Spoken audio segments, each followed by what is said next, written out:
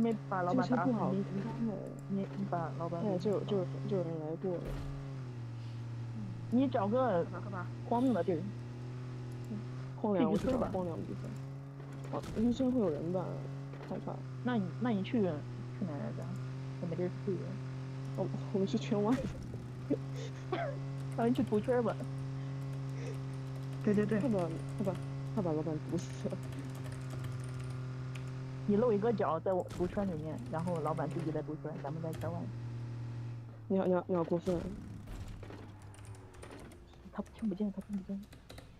听不见，你就你好坏，果然是日本翻译官，小心思如此复杂。啥东西啊？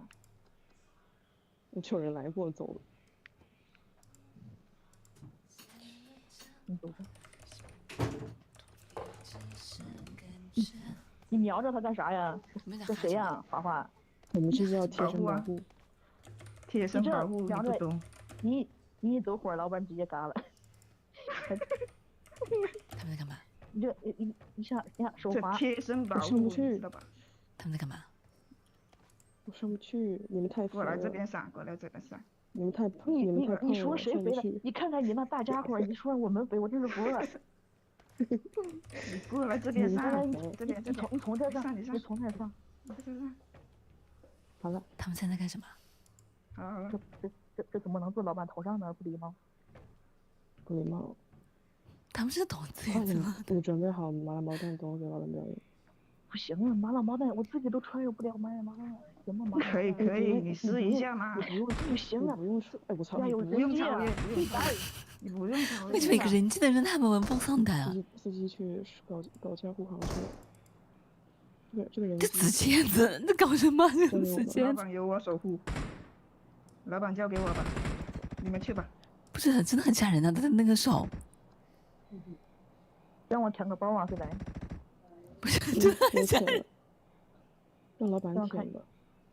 哇，这里面好肥，他好肥。有 M4啊。给老板留个 M4。那我拿个啥？走。我给他运过去。给老板留着吧。我给他运过去。留。金雅巨带的祝贺，谢一期的真爱玫瑰，谢一期，谢小叮当的你直接把你枪卸了，给他拿回去不得？这在干啥呢？谢果子17，谢果子，谢漏9路的真爱玫瑰，谢漏9路，谢漏耶，不是，你往回走，好吓人呢，跟那个贞子从电视里出来了一样。我需要瞄准镜。不，这往哎，对，往回，你他妈多吓人这样。你好过分！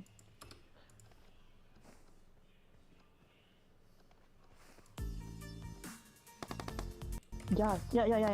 有人呀！这不是我这个手电筒的人，这是个人机呀！在搞什么？无敌战神啊！别怕，你们去打吧。嘿，也没想到你。这是不是还有个人呢？老板，怎么没想到你呢？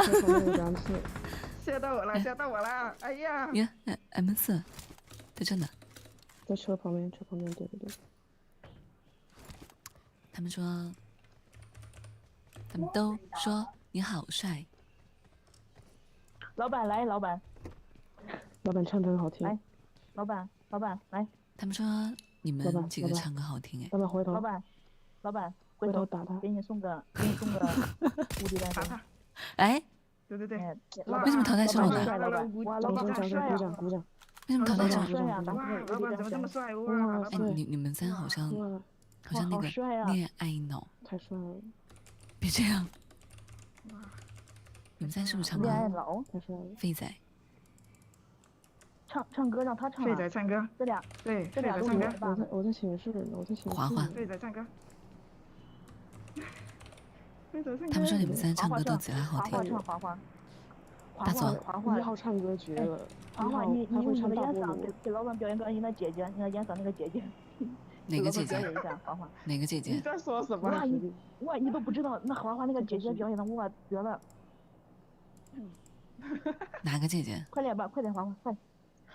我已经洗耳恭听了。就是那个姐姐嘛，就是配音那个。我已经准备好了。听听看。快点华华，是吧？来吧，这回来花吧。老板，给你个3级包你。快点，我这都些都不重要了。这些都不重要了。你来个姐姐，有啥呢？不会是那个姐姐？我喜欢听你叫我姐姐，不会是那个吧？快点，哎，对快点哦，那可以值得一听。突然家暴了！哇，听看，绝了，真的绝了！哦，有多绝啊？什么家暴？等一下，我听听看，非法家暴。就是兄弟伙之间的家暴。我听看，你不懂，能这么被夸的，高定有点实力。哇，绝了！听看吗？非常有实力，比麻辣毛蛋都有实力呢。那可没有，麻辣毛这么厉害是 top 1。你快点吧，你别扭捏了，一会儿嘎了。别扭，你们俩都别扭。你是对自己很不自信。你们俩。对呀。听看。知不知道我给你配的音？你确定要听？要。对，肯定听啊，因为那老板都没听过呢。就是。听。赶紧办。快点，可以。再配个乐，你瞧瞧，哎呦，等一下啊！哎呦，有点 feel 了。哇，自带 BGM，不错。你喜欢你我叫你姐姐，我是我是他这。你被大佐附身了吗？你是被大佐魂穿了吗？刚我能听是抖音还是你发出来的声音哦？他发出来的呀，那是他发出来声音。都完蛋了，我们怎么样？什么？刚那个不是你放的抖音？那是他自己发出来的声音，抖音这个配乐。自己发。你给我一个准备，你说我开始了。我刚才以为你看我都没有认真听，等会儿。我把声音调最大。等会儿。你唱。等会。我非常认真，聚精会神。姐姐，你喜欢听我叫你姐姐，我就不是叫姐姐，你这样又说。你是去了趟日本吗？难怪叫烟嗓。他刚才是你老师吗？给你得了。老板，我们要远离这2个人，太坏了。别跑！花姑娘，好恐怖！不要走！哇，你那声音怎么出来的？花姑娘，别跑！吓人！你要啥呀？老板要啥呀？老板？我有点迷茫。花姑娘，别跑啊！花姑娘。老板还满意吗？花姑娘，快点，这花姑娘坐副驾了。干什么？哎呀，你那声音是怎么搞出来的？我真牛！老板想学吗？老板满意吗？老板？怎么这把还能学啊？有什么个技巧呢？这就可能天生自带了吧。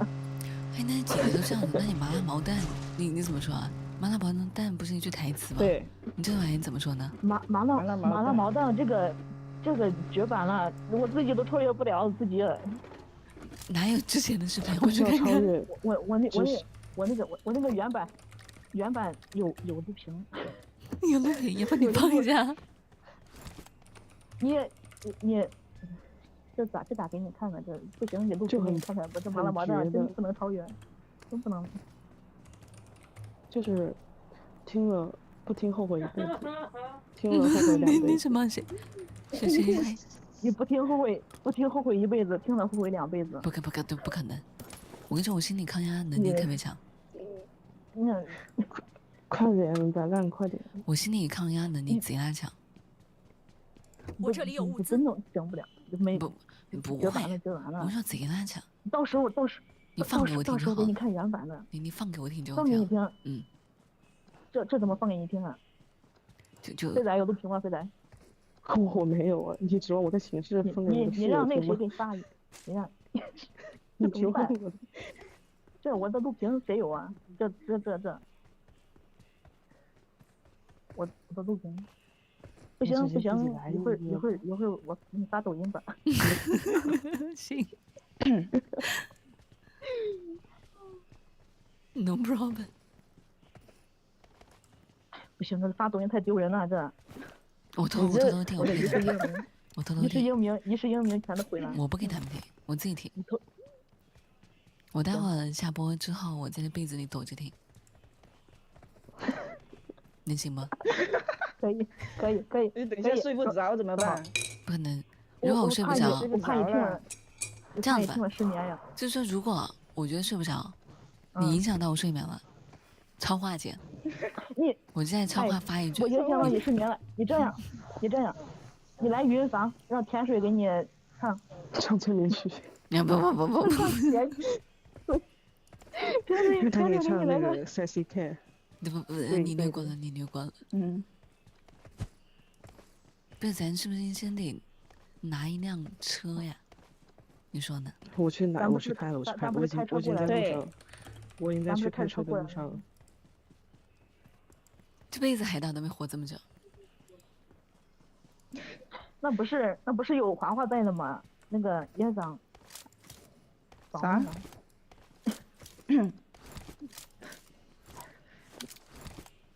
呀，这等会儿我就前面搜一下，我们4个真的穷到不行。哟，要是我们是这样。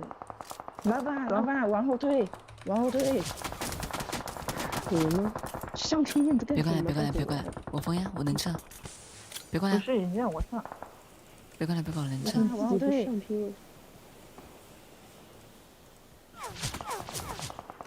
我能撤。怎么回事？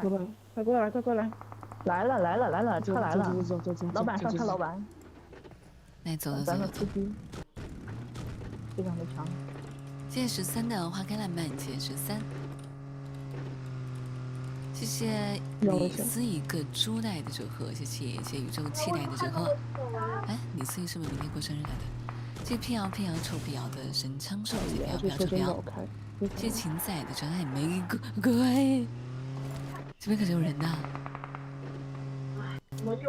谢谢秦仔，谢谢937的浪漫花火，谢谢537，谢谢。这个鼓励人。谢谢537。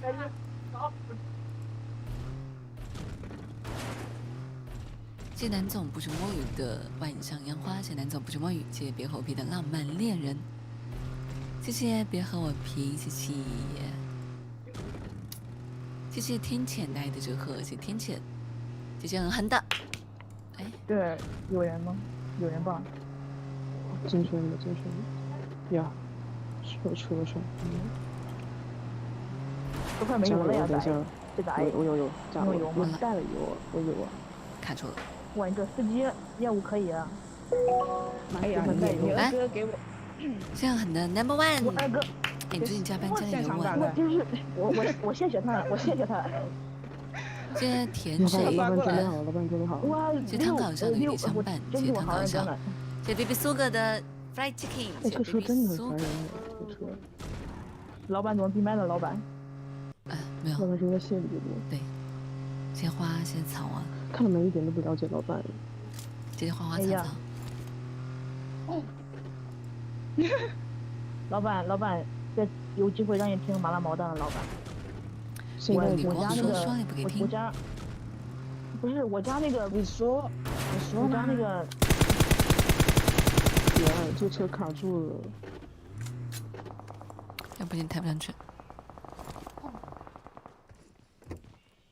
哎，咱们真的很穷啊，咱们。因为我们根本没有在搜东西。咱们真的是乌拉拉式。哎，上面有车，嗯，有车来了。听到。哇，呀，好多。呀，救命！怎么倒？哎呀！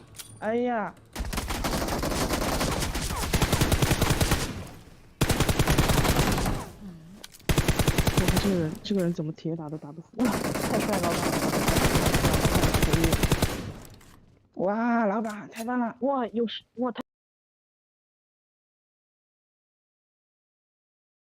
太棒了！还有。不是，行。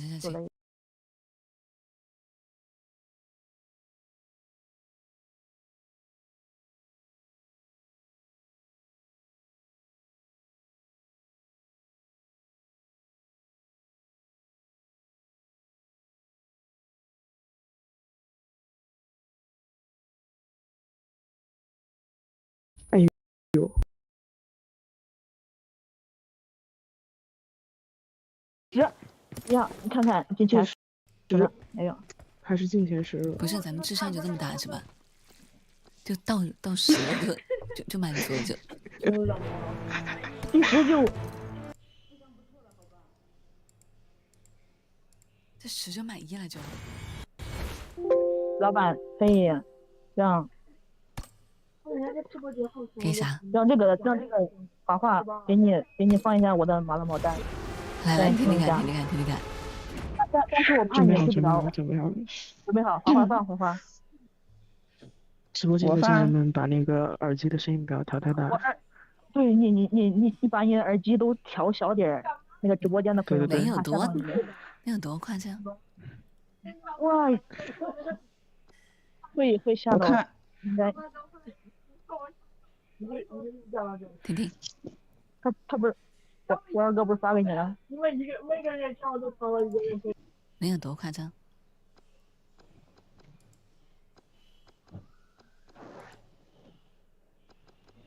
给他们一首准备。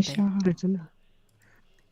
谢谢 baby 苏格的 fly chicken， 谢谢唐搞笑的与你相伴，谢谢 baby 苏格，谢谢唐搞笑，谢谢让人甜的爱的守护，谢谢子子的神枪手，谢谢我的宝贝老婆的真爱玫瑰，你妈吓我一跳。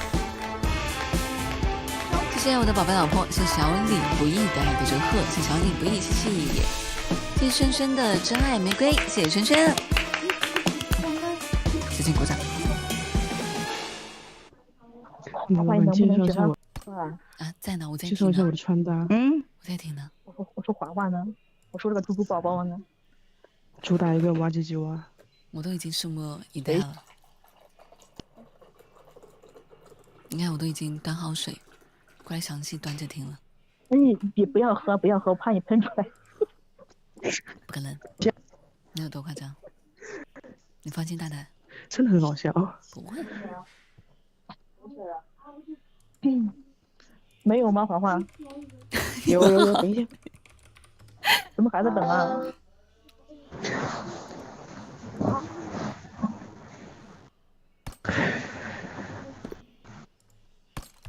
你告诉我在哪，我去给你们弄来。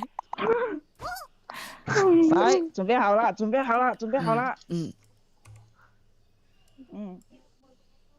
放个最大声。非常期待。麻辣毛蛋。够实力这样，感觉不是很够实力的样子。不如你刚才的姐姐。不如你刚才的姐姐，说实话。麻辣毛蛋。别放了！好，行了，华华，别放了。你带去循环。麻辣毛蛋。不是，你真的是日本人。你翻译的让你吃。不要放了。哎，我头一回听到人家现场版的，就是用这种，你这叫啊日系女孩。说好听点，你叫日系女孩。没有，不要听他们瞎说啊！没有，一句没觉得什么，就是你一直重复的时候就有点好笑。怎么？你去改名吧，你改名叫南方的日系女孩。你这玩意能发给我吧？我回头定闹钟，我应该能起来。说实话，你发给我能定闹钟。一会儿就发给你，一会儿私信发给你。你发给我，我回头定闹钟。我定那个。行，我发给你。我定我微信的那个响铃，人家打给我就是妈了。这倒也大可不必。要发给我，你这段音频我要了。行，我一定发给你，一定发给你。你发给我。一定发。我整个闹钟，我每天早上起来我就听麻辣猫的。早上会做一个梦吧？这发给我啊！这我怕。这发给我啊！好，一定发，这必须发。键盘手没发，我要找你们要的哦。好的。OK， 一个第6，我来看看，我看今天你们。我现在就去给你发。他一共就3哦，完了，现在完了3对。好，你现在给我发，我觉得行，我去下一队。好，好，好拜拜老板，再见，拜拜拜拜。拜拜拜拜拜。拜拜拜。我什么时候有起床铃声啊？我啥时候有起床铃声啊？那他干什么？掉分，给他。掉分？你觉得我会怕掉分？没有给小鱼掉分了。我要是比你杀的多怎么办？你又跟我比这个啊？我要是比你杀的多怎么办？谢谢飞机哥。好这样子吧厉害呀！我要完了，我都是杀的比你们3个人多，人头多，你们3个集体改名字，改成南改方的可以啊，不是哪里改的？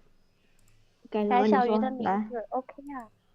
改小样的名字没问题啊。抖音名字， OK 啊 OK， OK，改抖松不了音的名一点。字。不是啊，你改不改现在说改什么？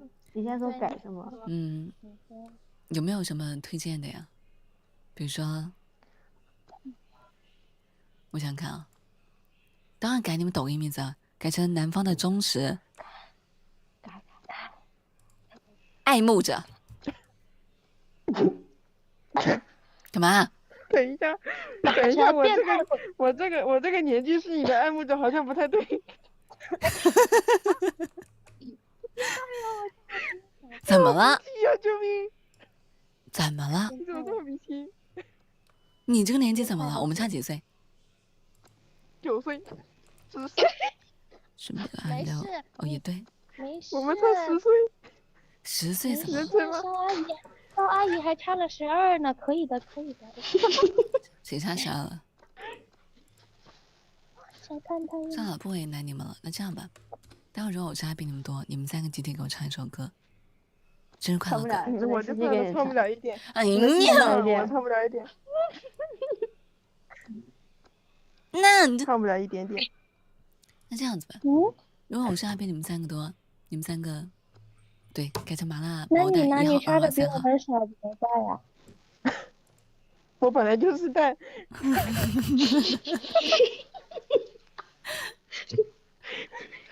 算了，开吧，不比了，我不比了，好吧，我不比了，生活了。牛。你还没说你的惩罚呢，万一不是，哎，对呀，万一我等一会儿，说了你们3上来的目的是什么？难道不是？你已进入1级战备不是状态。，现在是3保1陪陪啊！麻烦你们不要忘记谁是 BOSS 啊！忘了，啊，来，简单自我介绍一下。还是你抢，打败这3个岁可以啊的，你抢吧。粉色高跟海绵。有妹妹的声音哎跟，你们水个多。没有，我说吃那个烧烤要不你。让妹妹打吧，啊，我妹妹还是可以的。我说吃烧烤，完了那个烧烤店关门了，没办法，现在哎呀，这电疗。你现在是在烧啊？在烧。关吧。不是你们3不应该简单介绍一下吗？谁好了叫我？不是介绍过了吗？之前我还用介绍。听见没有？嗯，飞机很快就要起飞了，哎，你过各来位特种兵你家请准备。姐姐，我们3个叫花钱赔，你这什么？突然就在转账。小鱼在哪？对了。不要搞啊！麻烦你们3个有做培培的那种敬业行吗？能不能敬业点？肯定护着你啊，护着你。不是，为什么你这个说话总带着一点，就是说不屑又带了一点不羁的感觉，护着你，肯定护着你呢。就一点都没有那个宠溺的感觉。你应该说，我为什么要宠你啊？为什么不啊？我是 boss 啊！咱又不是舔你的。我是 boss 啊！他没给我转不账。不要的骂你。我是转账， boss。妹妹给我转账。要不你让妹妹来，这样子吧，你们好好带我打，我让妹妹甜甜的叫你们3一人一声姐姐。再见。啊，不用，他已经叫过了，不需要。你妹妹叫我蛋妹，然后全世界都叫我蛋妹了，我就服了。啊，那没办法，那你确实比我妹妹小。好听。蛋妹这个名字也还挺好的嘛，蛋妹。快弄啊，快高弄！一点不高，受不了一点。对，真受不趁早地了。方的。嗯，大妹还挺不错的，大妹。不好，一定好不了。你是不是飞慢了？下了，直接下了。不可能，不可能，我就飞慢了。不可能！不可能！谢你，谢你，谢你，谢你。给我带什么眼霜？一桶方便。看看，你看看，叫他66666，那位，你这一个子弹不留是吧？下没枪，我只能跟你说我没枪，一把枪没有。哎呦，六，不可能，慢不了一点。我这里有物资，倒了，把枪给我！标记哎呦，他好赞，后面这个好赞，可以上档。哇，这 DBS，我就说 DBS 不行吧，你还非得跟我说还有个行。螳螂把我的枪抢了。我伤害绝对比你们高。不可能，我杀了2个。哎，你跟 BOSS 你去较劲什么？你是今天晚上所有3保1当中直接回，直接回，直接回，直接回，一会你疯掉了，曹老师，你回那个边边飞不过去的，曹老师，高飘一点。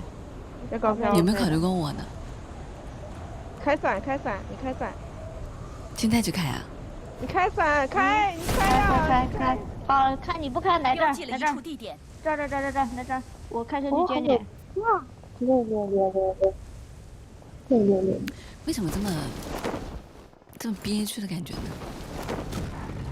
为什么早上打的那么舒服？为什么休息时打的那么为什么我你们俩呢每次跟他打都挺丢脸的？为什么？漂亮？我我刚刚的11杀没有了，早上的11杀不是这样。咋不理他们了？谢谢啊我在爱的守护天上呢，谢谢子子的那神枪手，不是我啊谢谢我的宝贝老婆的真爱玫你瑰，飞得过去吗谢谢小李不易的？OK。爱的祝贺，谢谢轩轩然后要的真叫爱玫瑰，大声了。对呀，谢谢小逗号的 baby 摊 day，谢谢小逗号，谢谢这样好像很多。谢谢小逗号。多少人哈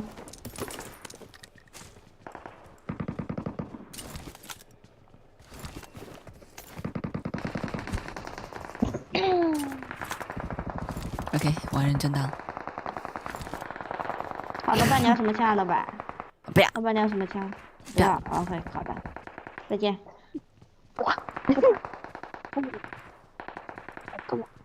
哎，那个后面水风烟呢？哎哪呢哎，前方有危险，哪呢？嚯，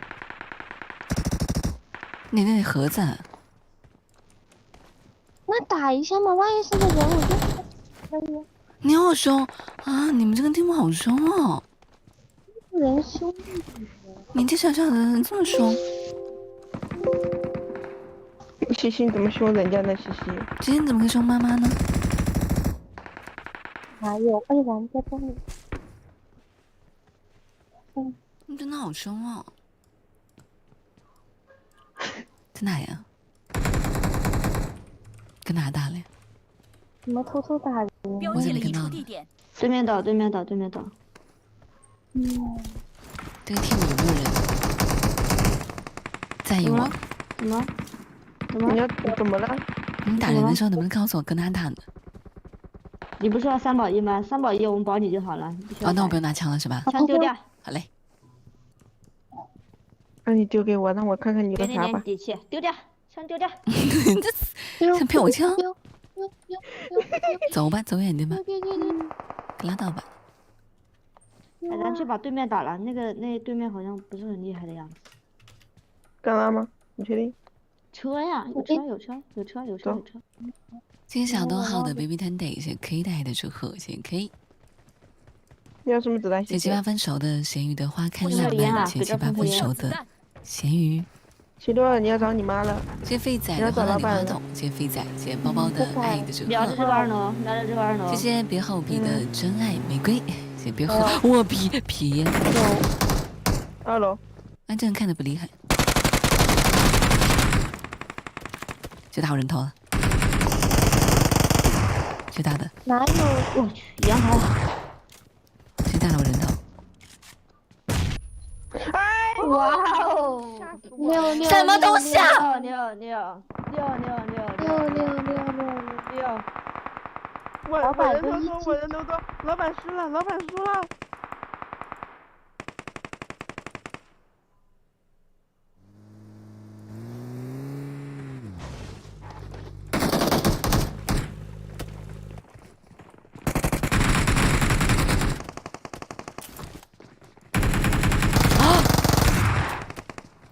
我的天！哇，无心插柳柳成荫。6有666。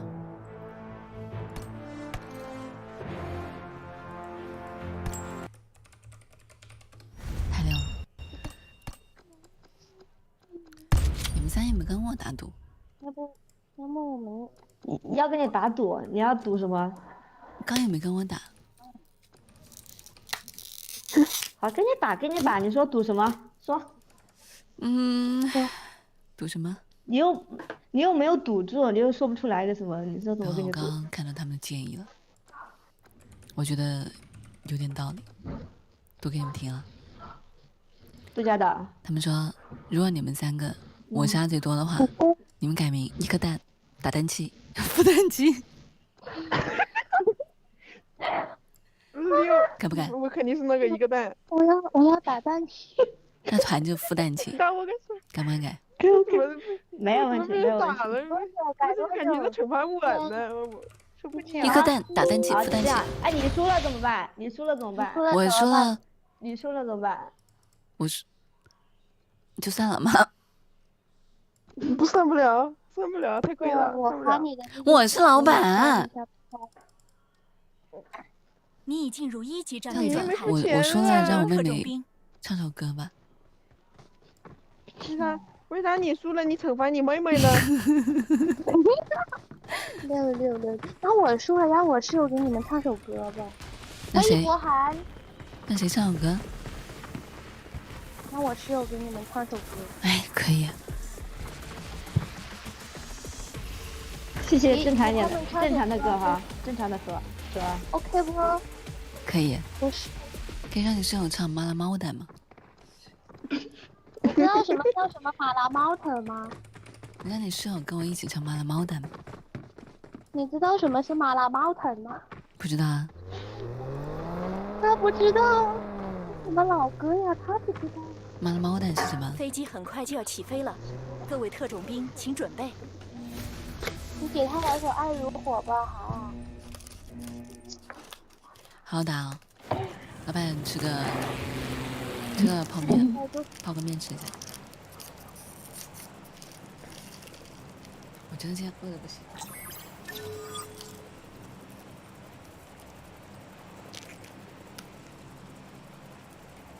我好开心呀！我师傅在海岛，你看看，你师傅在海岛，可乐在海岛。哦，我看到了，我看到了。你看什么样子？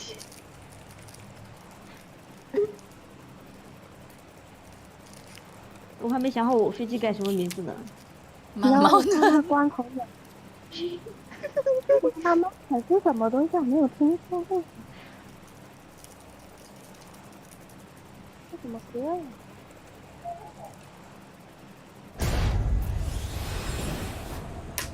我还不是有点女的，我真的怀疑自己得了个什么病。不用怀疑。我掷出了一个精神病。我掷出了一个点数。我不想跟你们掷，我觉得是最低的我。呀，那是你今天的水有点厉害的哈。啊，这局吃鸡，好，这局举呗。你这是举杯不到的行。这局我30个。这题是为了你的名字倒着写。猫达。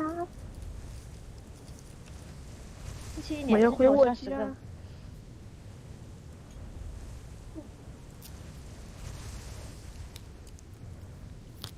不会又落地起来了吧？不会，收回去，西西，你收回去。他们说南总克了我整个师门。什么东西啊？不可能，他肯定是真的毛病啊！你克了我整个师门。克了欧优，克了洛姐，克了蛋，3个都克了。我整个师门都被你克完了。克完了。那你们这师门不太行啊！你们的师祖就被我克。右侧来车。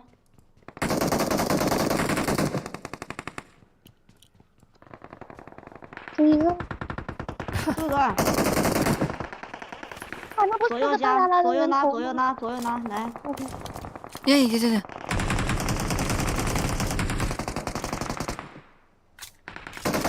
呀，错过了，换了把枪，错过了人头。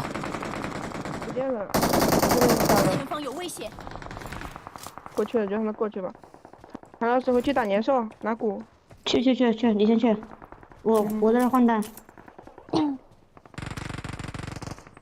也捡不下了。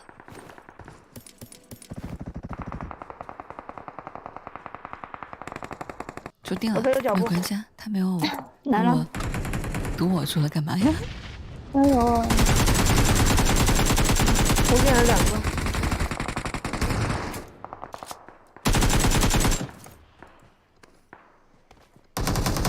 捡不够。今天不要进我丢雷了，今天。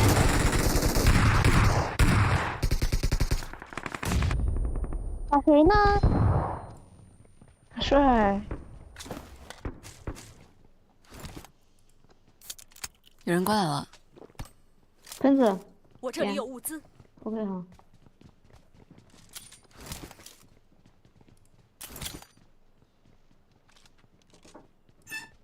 哦。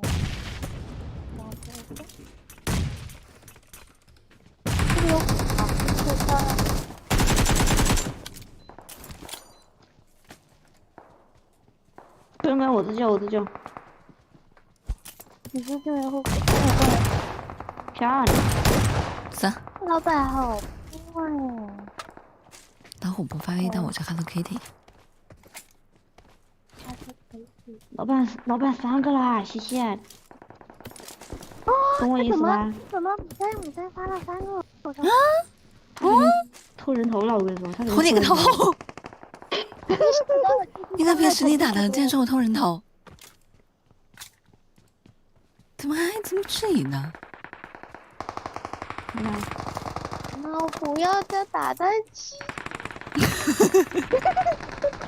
你们也不要冲太猛，我的怎么了，天！宝贝女儿不喜欢打单机？我要打蛋器。很好听啊。我到现在都记得刚那几个孩子让我在这个位置。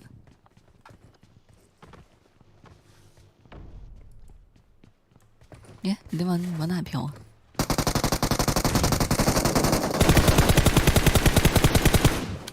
哇！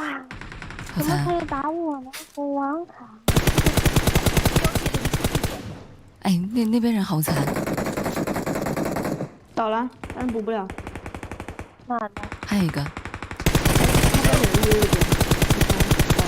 哎！啊！吓我一跳！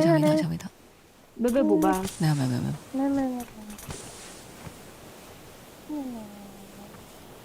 刚刚他们过来了，好像。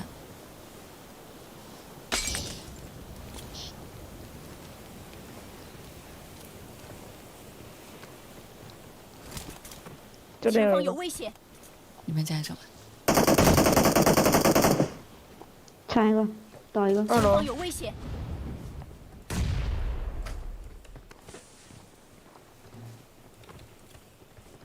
好想过去。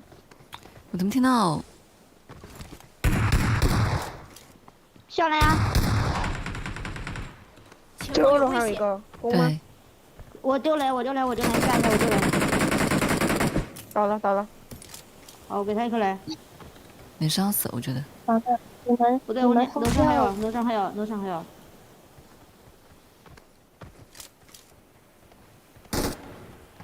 死了吗？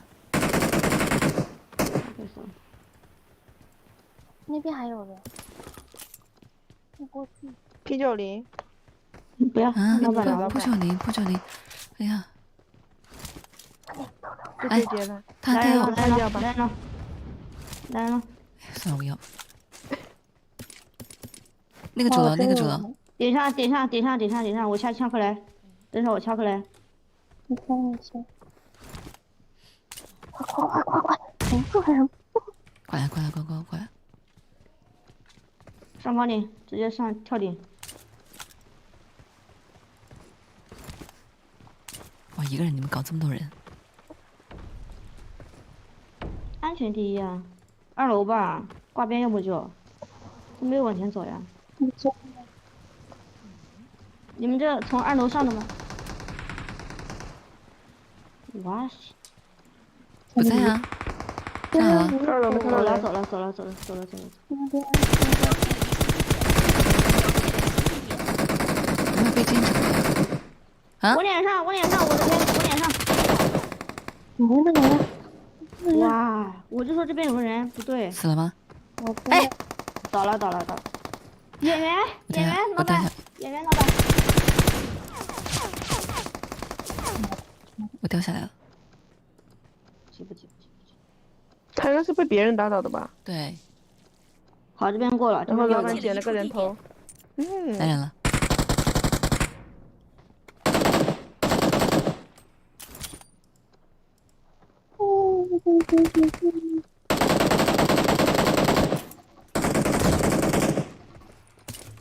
有点惨，你们都去，我想去，哇，好残！我在。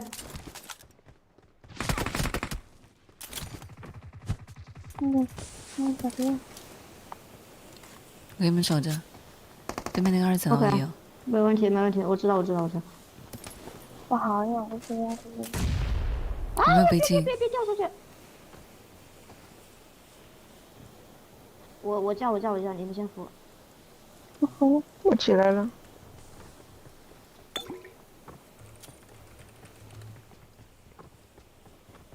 他们过去了。这儿，标记了一处地这儿。点。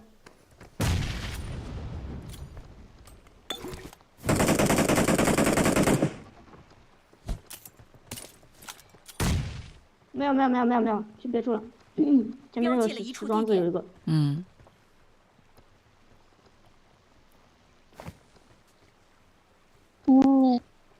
没雷了。2楼标记了一处对，地点。看到了。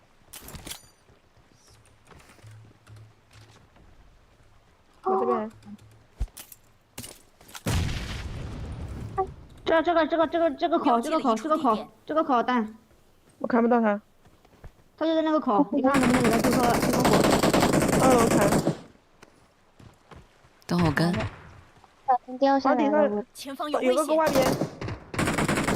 这儿有个，小心点，过来了。谢谢，不要站里面去，站里面我抓不到。谢谢你，外面打是哪个？不要点的。前方有危险。挂边的倒。这玩意上不去了。别上了。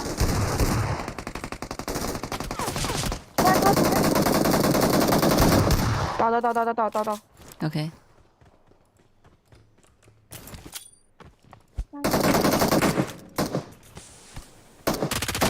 这个人就给我。挂边的那个救起来了吗？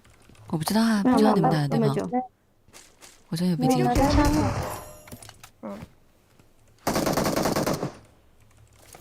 封掉了，你们都封掉。我还没杀呢。还有几个？还有2个人呢。还有2个。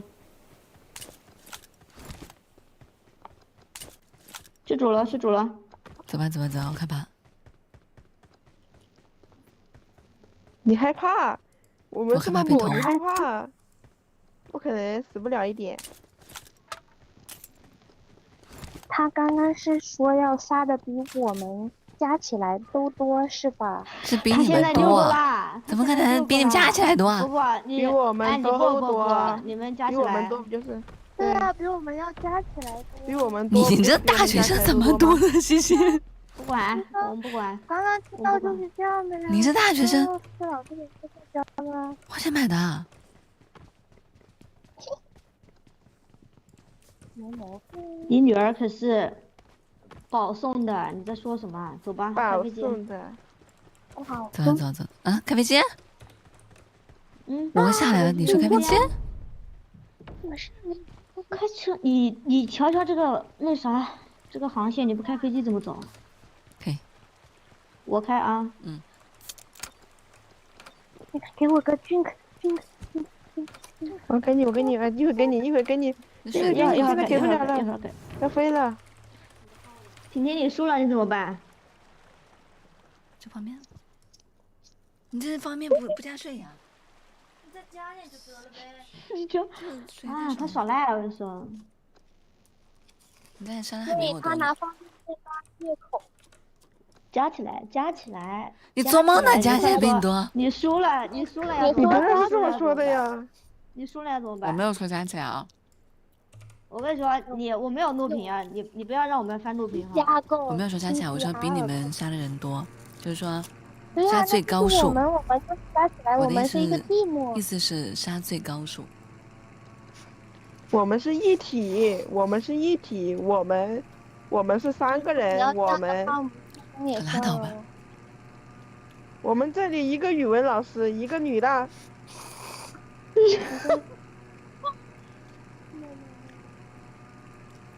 哇，这个真的很好吃哎！晚上真的吃什么都好吃。长胖。别说那么小声行。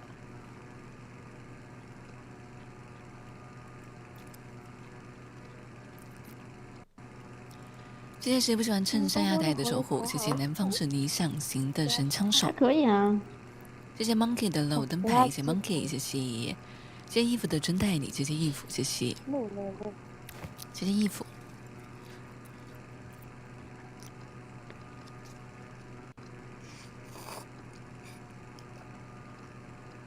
没有，最近真的饿得特别快，受不了。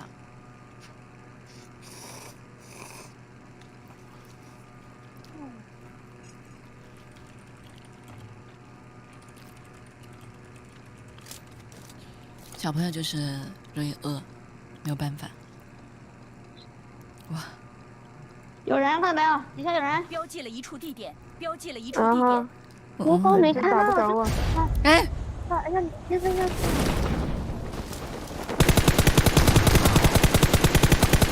他抢头，他真的抢头啊！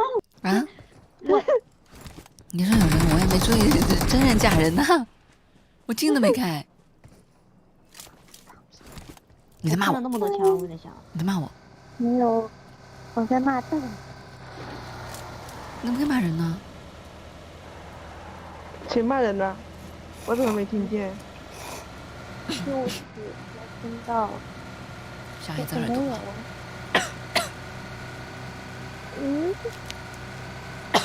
他耳朵很好的。看一下刚刚这个空投落哪儿了？我需要换头甲。落了，现在哎，那不是。有个紧急呼救器。不要长毛毛的东西。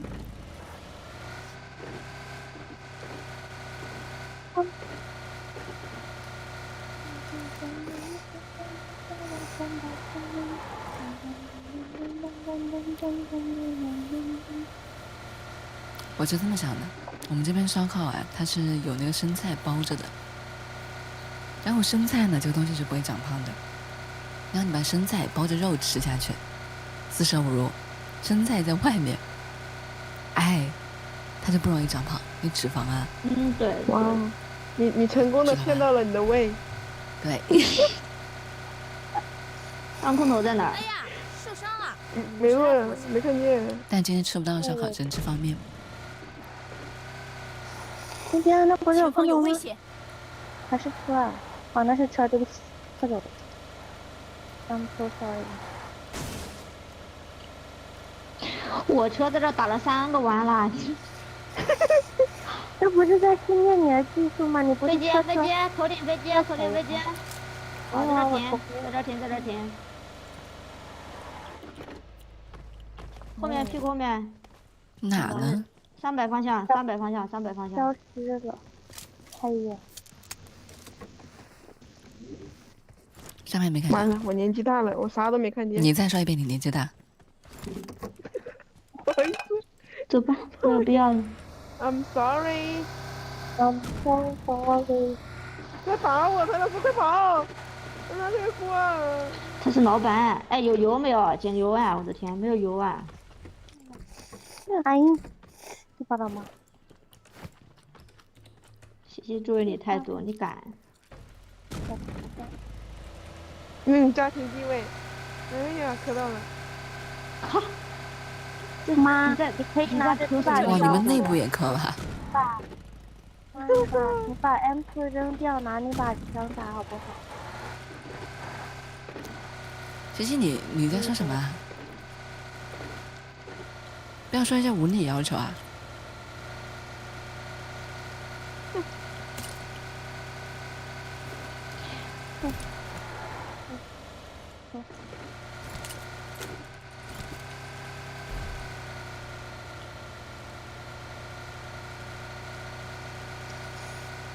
什么？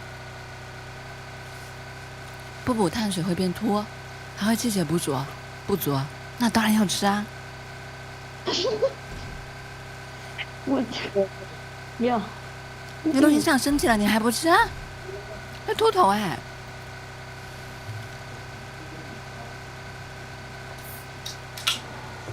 有人看到没有？你们人呢？你们在干什么？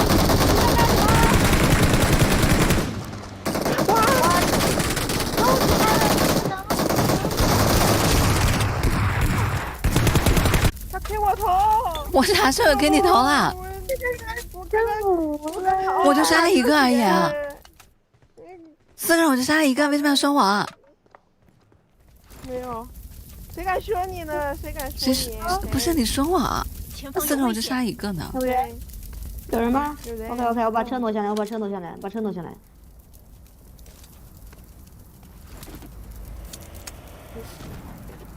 你也把水杯给我回头，我要补碳水你们。三个这个眼睛哦，真的是哦，哎，难怪都说年纪大了眼睛不好嘛。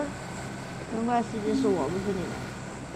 家人们晚安，我走了。哎，我妹妹耶，那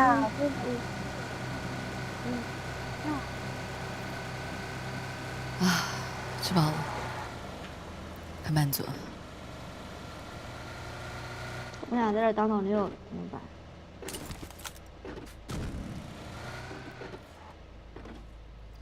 哦，砸脸了，空投，你瞧瞧，哎呀，哪呢？我脸呢？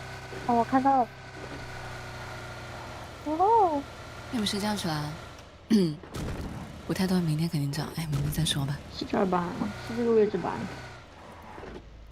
哦，在前面一点。人是铁，饭是钢，一顿不吃饿得慌。没油了，哎蛋没油了，蛋。真正的好嘞，我没有油，我加过了已经，不然你能开来车了，来车了，这么久啊不要？去捡，不要去捡，来车了，来车捡油，捡空投。哪里来车？那车那么远，你们是瞎子吧？我的天呀，这个坑。标记对啊了一处地点。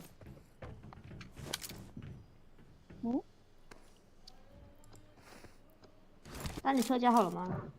没有油，我加过了，没有，没有，你这耳朵，哎呀，完了完了完了完了！哪有人？嗯，这咋弄啊？我们我感觉我你们在们加起等着呗来都拼不到一个完整的人。等着我就看一下哪里有车，我去开车呗。你确定这没有人？这圈道是个中心圈。但是一会儿跑不好跑，还是得有个车。嗯，哎呀，哎呀呀呀，等一下，那我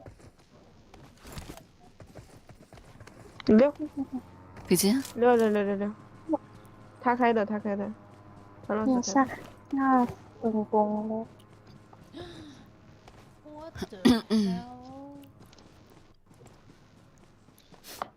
谢衣服的真的爱你，谢谢。谢谢。谢谢小蒋不想讲道理的爱的折扣，谢谢小蒋不想讲道理。你下面拿谢谢呀。 W 的默默的爱的折扣，谢谢。谢谢吃素的文字的真的爱你，谢谢吃素的文字，谢谢吃素的文字，谢谢。谢谢周四的文字的好多个真爱你，谢谢。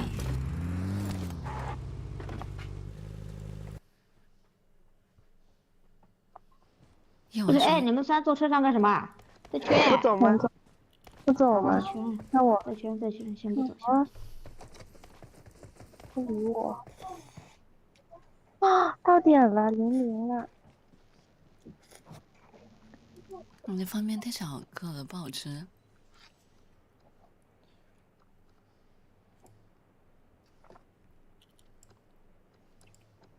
没吃饱。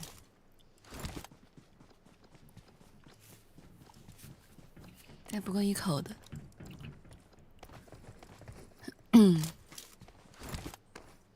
再往那边挪挪，往那边挪挪。没有，哇，好卡，真的。那我有9瓶饮料哎，你要不要？分一点吧，来分2瓶。来，分4瓶吧，大气。啊，没的问题。不愧是老板。这圈。哟，我捡了好多垃圾哦，你们看看有没有要的？哦，这个需要的。等不住了，说实话。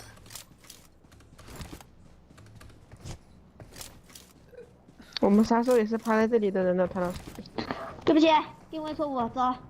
就说嘛，怎么打人嘛？开车打他呢，你可别开。这车变个金闪闪的色。你已经加了1根火腿了，还喝了1瓶饮料，喝了1瓶水冰，加了1根火腿。现实动画的真的爱你，现实动画，写 YG 的捏捏小脸，谢谢。谢南总不是摸鱼的真爱玫瑰，谢南总不是摸鱼。金闪闪的开。谢谢。还是更喜欢开轿子。这上面应该有。谢谢汤搞笑的纸短情长，谢谢汤搞笑，谢谢。那你要上去我就赶了。没人。那上去。有人看见我。这儿标记了一处地点。这。标记了一处地点。有人。漂亮。牛。人？完全看不着啊。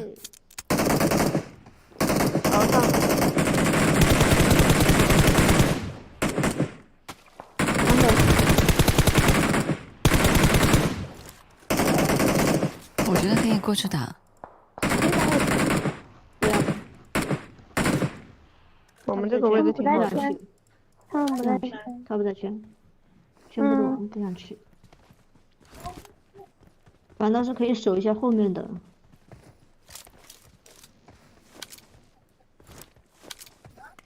标记了一处地点。有车。哪边？标记了一处地点。左边来车。好，左边来车。残了，超级残，超级残！我那一梭子扫过去抱。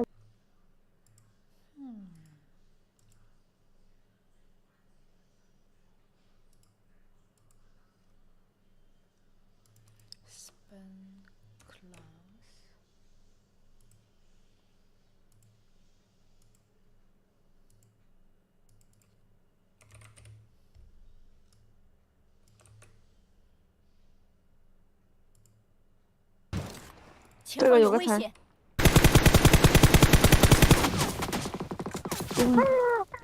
等会儿，那个130炮下有人来了。哎，你这个位置关键。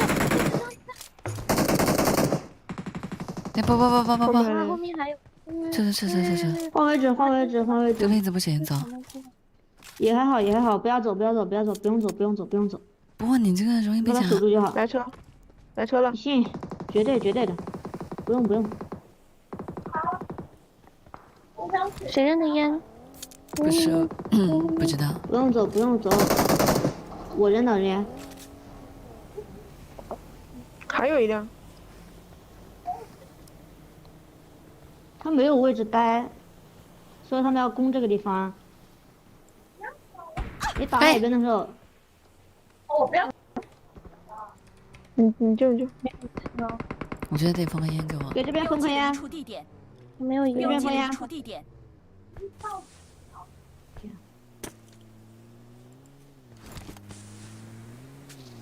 哇，他们直接攻上来了。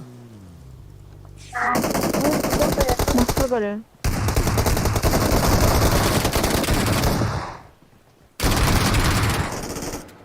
有自救。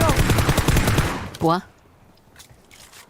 不用不用走不用走，把对面看着，对面在滩头。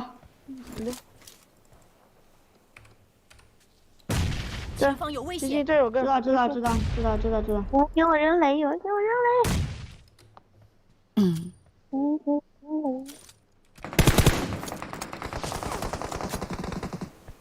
等会儿。下这边。等会儿，我去封个烟，我去封个烟。145 ，OK。他应该上不来，但是你要看，我跟你说，屁股后面应该还会有人。我刚屁股那个人有人。好，上车走，现在上车走。走，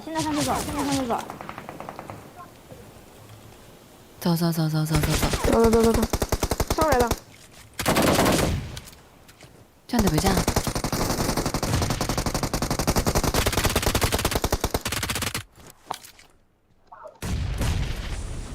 走，上车。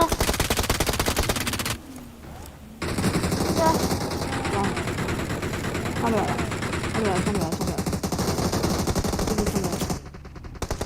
还有药不？有药。他们被后面了，他们被后面打了。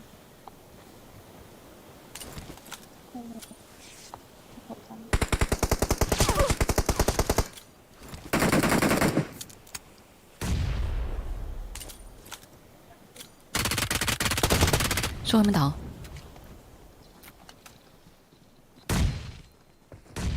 好的。我这个位置。好，往前走。就那边。没有，完全没有烟了，我没有烟了，一点烟都没有。我也没有。只能往前压。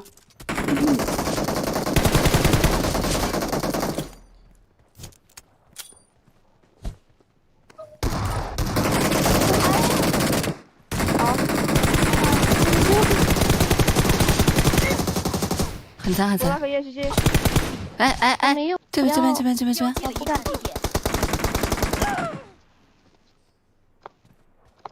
不多了，其实。没事。不多了。他蛮惨的。对了。6呀，不小心开了关了。你加起来没我们多。加你个头啊！加起来，是不是跟你说加起来？我说我是你们当中最高的就好了。没有，我们不承认。你刚刚说了，加起来比我们多。改编着，怎么回事啊？很过分。净说一些不可能的事情。我走了，拜拜。哎呀，你不是哥呢？你输呢？哪有？我说我要在你们当中杀人最高，结果你们说我加起来没有，说的是比我们加起来都多。怎么可能比你加起来？我的意思是说，比你们3个每个人都高。不。行，不让你们改名字，我不让你们改名字，好吧？不让你们改了。我本来就是可的。先不让你们改名字了，不让你们改麻辣毛蛋了。挺会拍照的。行，你们打去吧，我走了，过生日去了。再见，拜拜。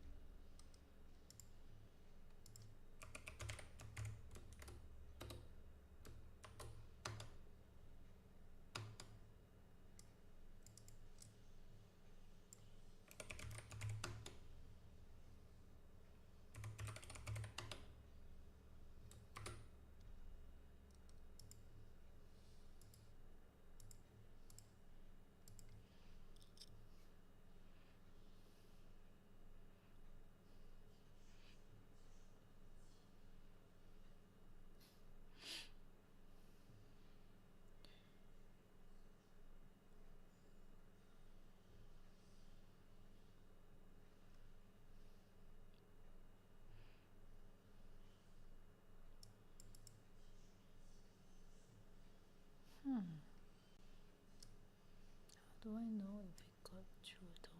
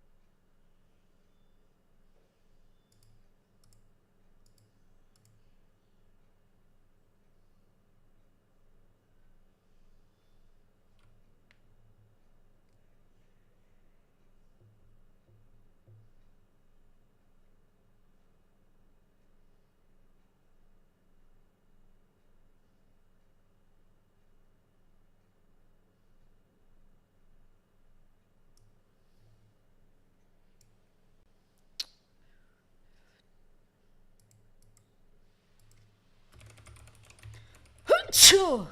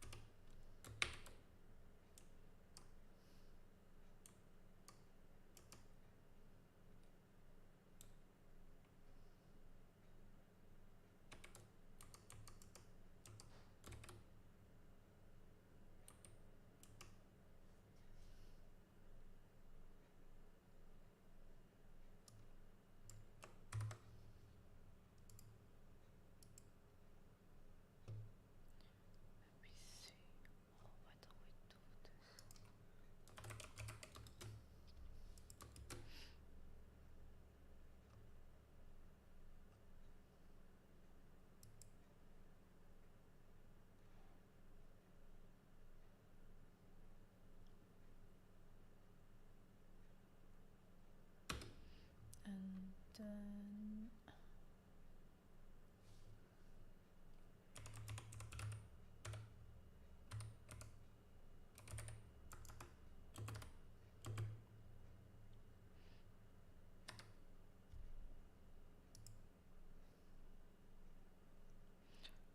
to update.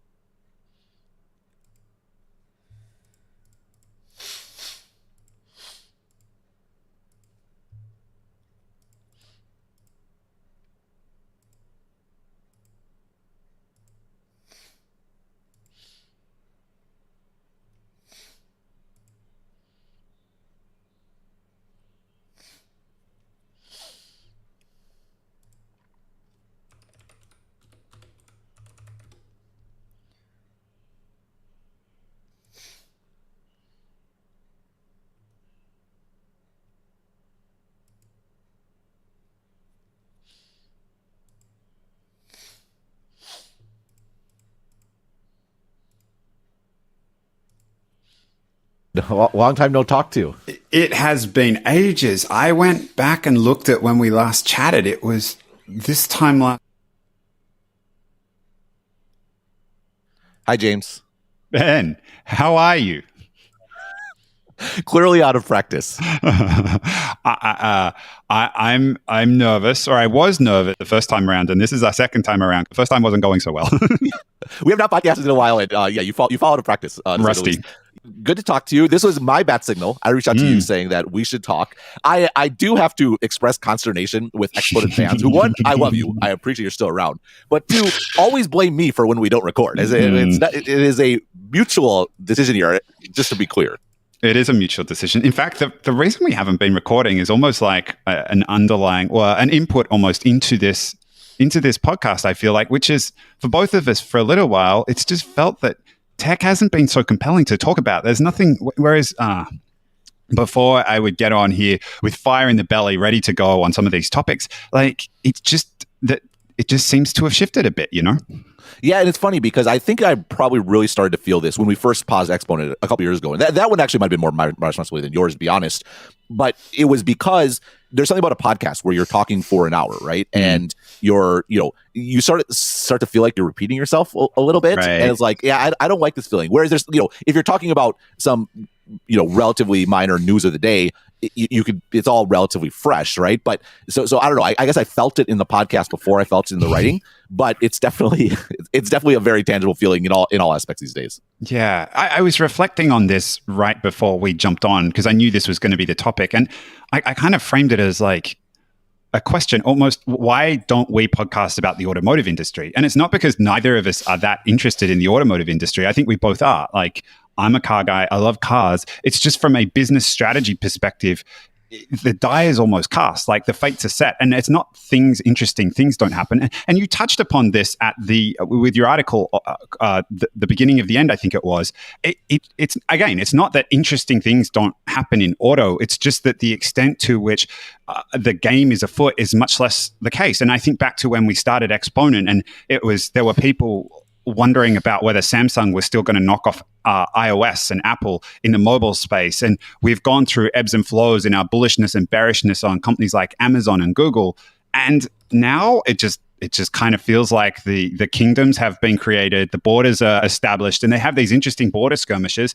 But it doesn't feel like anything's really fundamental. Like there's not one that's going to come along and take the other one out, you know? And I do have to say, James, just a compliment to you. Really, I appreciate it. Which is I know the first time we recorded, this is our second take, you mistakenly called my article the beginning of the end, and I had to correct you. And this time you made the mistake again on purpose to give me the opportunity to correct you, which is fantastic because I do want to correct you. The beginning of the end was actually called the end of the beginning. And the reason I like this correction is a lot of people do interpret it as the beginning of the end. And that was not my point with that article. The point with the article is the foundations are now set, and what is interesting going forward is going to be on top of those foundations, right? And in the case of the car, to use your sort of the example, once everyone sort of had a car, that's when society sort of transformed, where you had sort of the suburbanization, and you had the building out of the interstate, and you had the development of sort of national brands, like which depended on, hey, if I'm driving on the interstate in my car, I want to pull over and stop at a McDonald's because that's a brand that I recognize, and and I feel comfortable going in there, et cetera, et cetera.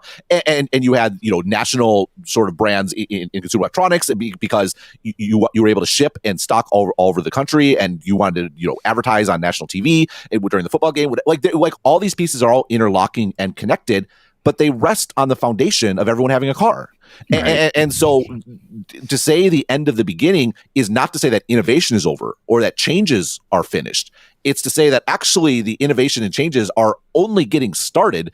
They're less about sort of new tech and more about how does this actually transform society and the way we live. And that was the goal of that article. But the purpose of this podcast, and particularly what Trajectory was about, Trajectory in many respects has been about the rise of the big and consolidation of power of the big five tech companies, right? I mean, obviously, I've written about other companies. I wrote about your business a couple weeks ago without talking to you, for the record. But that's been the general frame, and there's a sense where that story, to your point, and sort of reached its natural endpoint. And now it's like, what happens beyond that or on top of that? Right. And it's not to say that there aren't going to be super interesting things that happen on top of it. It's just like those foundational pieces can almost be relied upon for whatever it is that comes next. It's not going to be one taking out another. It's also interesting because this also touches nicely on what you wrote about this week, the death and birth of technological revolutions. And you framed the article around Carlota Perez's really phenomenal technological revolutions and financial capital. And she talks about how these revolutions, whether automotive or IT, like we're going through right now, go through 4 phases. There's a general eruption. That's it. The first one is eruption and frenzy, and that's considered the installation period. And then there's this crash, this turning point where maybe a bubble happens and it bursts, and there's this turning point. But then it's not that revolution is over. It's just what comes next starts to look different and is actually more broadly deployed. And you have a synergy phase and a maturity phase. And at the maturity phase, that's when the next one starts to take over. It's super interesting. In fact, this thing is for me like catnip. It's almost like disruption looks within, and this is almost like a fractal version of that from a theory point of view, where you're zooming out and you're actually watching phase after phase take place and observing the patterns that occur within. And it's funny, like also the way you describe Perez, she sounds like she has a few of Clay's attributes in terms of curiosity and search for the truth. Oh yeah, I mean she's amazing. Like she first, when I wrote, actually it was when I wrote the end of the beginning that she just emailed me out of the blue and like wanted to have a phone conversation and it's the most admirable sort of approach to writing and scholarship in that someone wrote something that was tangential to what she wrote. There were some things that agreed or disagreed, and she really wanted to push and understand what I was saying because she wants what she knows that makes what she says better, right? And you go through her website, and she's still out there all the time debating, doing all these things. Like she was it's really, really admirable, and it's good to say it up front because I think here's the big question. You laid out sort of the 4 phases, right? And I think there's she wrote this book. It came out in 2002. I mean, she'd been doing scholarship in this area for many, many years before that, but this was sort of her seminal work. And it came out in 2002, which the timing was so good because in 2002, everyone was like tech's over, right? Like it's hard to imagine today, but it was like a nuclear winter. Everyone had abandoned San Francisco. You could buy an Aeron chair for $5 or maybe give it away, right? There was no venture capital happening hardly at all.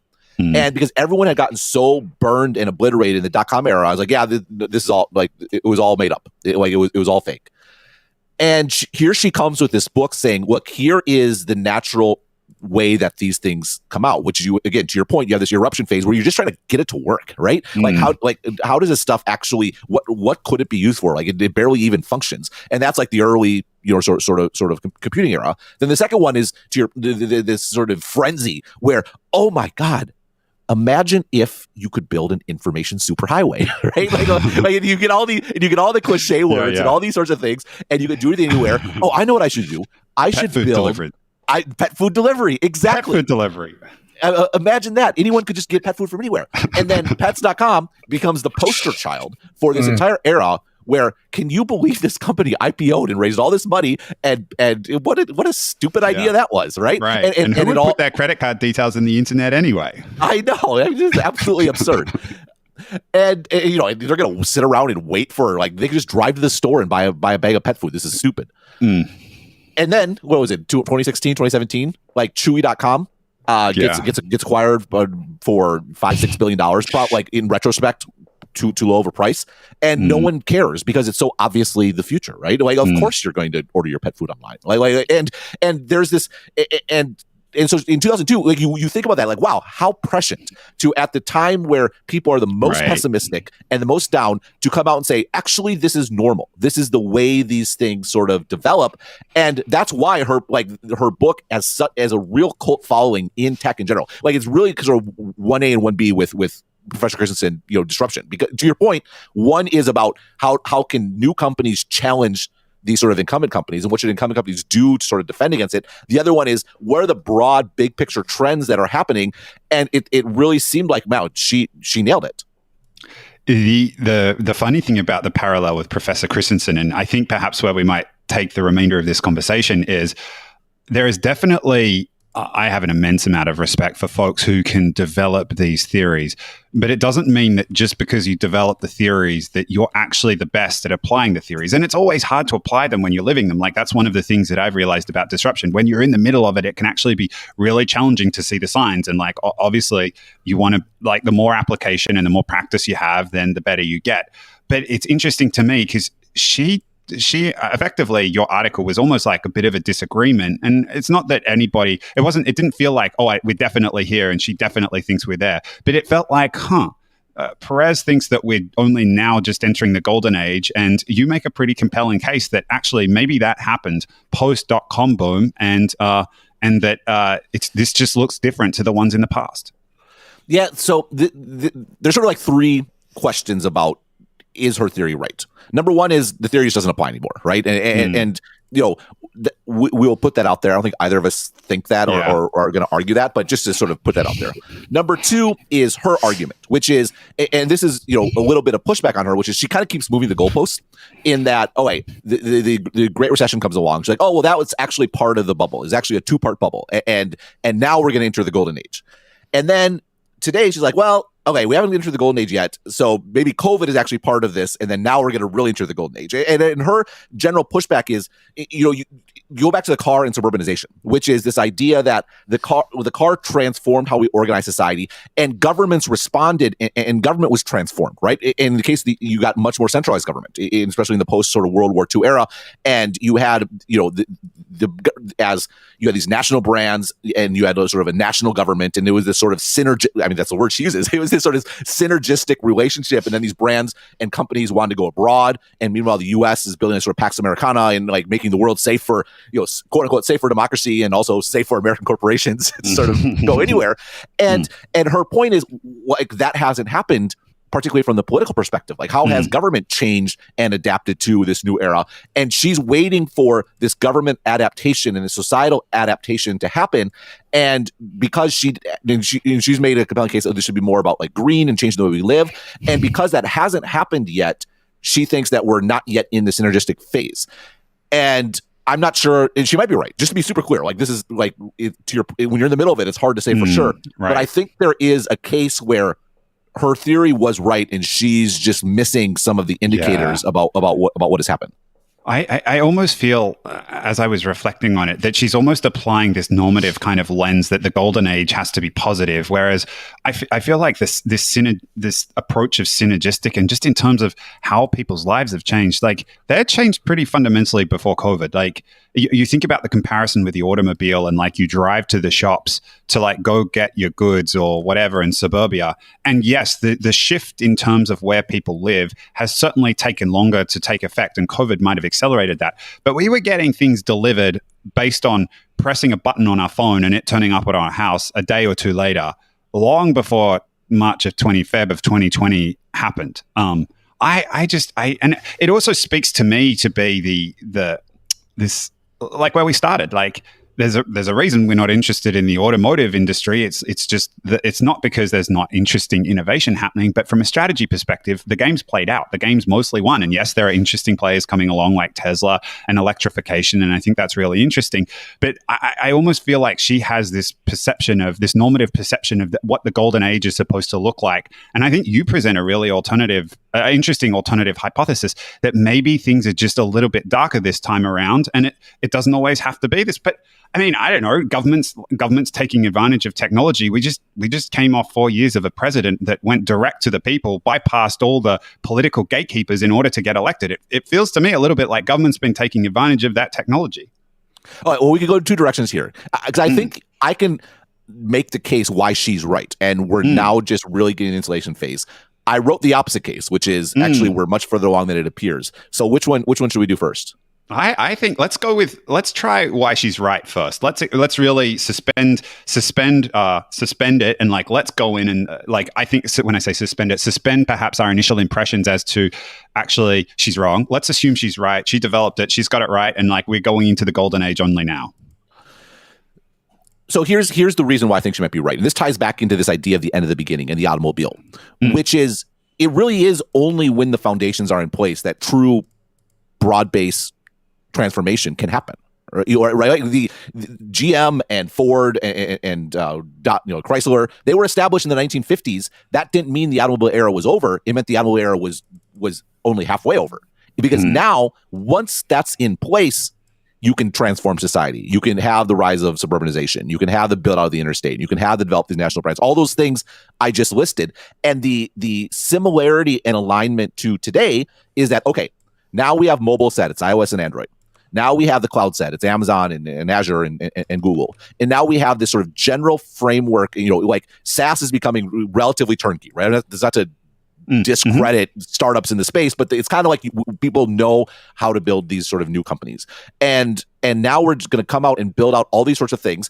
And the reason why COVID could actually be part of the turning point is maybe you are underrating how people live and work. Like instead of living in the suburbs and then driving into the city to go to work and then driving home at night, what if everyone does start really working from home and they start sort of scattering and not being centered around these particular places, and their decisions about how they live their daily life is distinct from where they work, and there's sort of this separation, and that separation is only possible because we've had this build out of core technology to sort of make it possible. And in this view, the transformation over the next 20, 30 years is going to be profound because we had sort of the installation in place to have these enabling technologies for it to happen. And like, I mean, I can talk myself into this argument, right? Like where, particularly because I think the point that she makes that is underappreciated is these technological revolutions there's difference between revolutionary technology and technological revolutions. Revolutionary technology is like this amazing new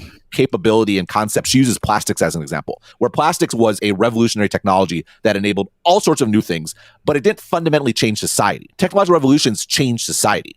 And in this case, to change society means to change how we live and work, and to have, like, to use your example of delivery, to have something like DoorDash or Uber Eats or like Amazon fully built out where they're actually doing their own deliveries, that depends on mobile. It depends on the sort of couriers and delivery drivers being able to access anywhere, people being able to order from anything. Like, everyone has to have the tech in place for that stuff to sort of happen. And that's only really happening now. And now COVID gives a push to give it an acceleration. And the way we live and work and all aspects of our life are going to be different because of the tech that's been established. I guess then it starts to come down to a definitional thing. Like, I as I'm listening to the argument, I'm like, okay, if she defines the 1950s as when, like, if the 1950s is an important point in time for when she was talking about the automotive or the automobile, I'm kind of curious as to what the adoption rate was of the automobile at that point in time, and then looking at it in terms of like the equivalent, which to my mind now is the smartphone. The smartphone is like the equivalent of the automobile, and it is a compelling argument, like the foundational building blocks. Like when you're talking through it, it's like, yeah, this makes total sense. It is, and like the thing that concerns me a little bit is that it's, and this is, I guess, the point that we started with, and how you can break either way, is it's just so hard to like break it when you're living through it, to like figure out like whether these things are just a little bit more discontinuous, because like the lived experience doesn't neatly follow a curve. I guess that's just the challenging part. That's the challenging part. Well, I think the counter, the reason why to wonder if we're actually further into this interesting phases than it is exactly what you said. You put your finger exactly on it, which is, if you assume that the golden age is always golden, then you might miss stuff happening on that's not golden, right? That's bad. And here I think it's actually useful to look at China, which is, you think about how technology has influenced and impacted. I think you see a high level of synergistic relationship between, say, government and organization of society and technology in China, where the technology has been leveraged for things like surveillance, for things like censorship, for the sort of limiting of dissent in a way that is part and parcel of the way sort of the government wants to run and operate society. And it's definitely possible that this happens at different phases. I think one of the things that Perez observes is that the Europe sort of broke through the Great Depression era turning point in the 1930s, right? And like Germany, like their buildup in the 1930s was very much a synergistic sort of cooperation between the government on one hand and the sort of mass industry, what am I looking for? Like assembly line manufacturing, capabilities on the other. It just wasn't it wasn't what we would call a golden age. And whereas the U.S. sort of took longer to sort of like snap into that. And I think there could be an analogy there to sort of to today. And yeah, I mean, that also makes a lot of sense. It speaks to me to, that this normative, it feels like she has this view of like life has to be better as a result. And it doesn't necessarily, and maybe this is where the model is actually accounting. Maybe that's where the model, I mean, this is what Clay would say, like, where's the anomaly? And it sounds like she takes a similar approach. Where's the anomaly? Let's seek out the anomaly. The anomaly makes this better. There's this assumption that normatively life gets better. It's golden. And I like this approach of like, okay, if it has to do with like one society adopting it and creating this synergy between industry and government, well, that you've just made a pretty compelling case for like how that's happening and how it's being deployed. And it's definitely creating a very different style of society inside of China to what the lived experience is of the rest of us outside of that.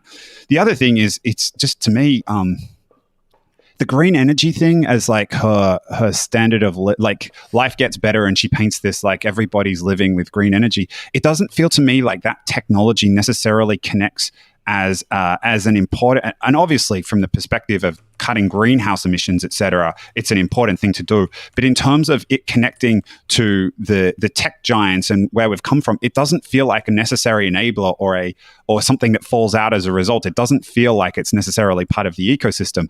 What is interesting though is like, one of the markers for the maturity phase is, as we talked about, like there's this possibility that the next thing is going to come along. And after the auto, it was the IT, and after IT, again, it's yes, there are a lot of people that have a lot of money betting on the fact it's crypto, and they love this narrative because it stands to make them a lot of money if they're right.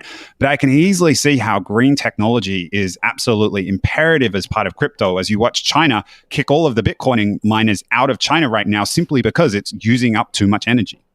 Well, I think there's a lot of things going into that decision. But in Perez's defense, I think the green thing, it's not just like making solar panels or windmills. It's and I think actually she has a labeling problem because you call it green. It's like just, it's like the name is too easily misinterpreted. Okay. I think what she's getting at is people fundamentally changing how they live. And this idea where, for example, if you're no longer sort of driving to work, that's a green change, right? You're polluting less. You're spending more time in your local neighborhood. You're changing how you live. Or if you are renting more stuff, right? Because you have these platforms that make it possible to rent something instead of buying it.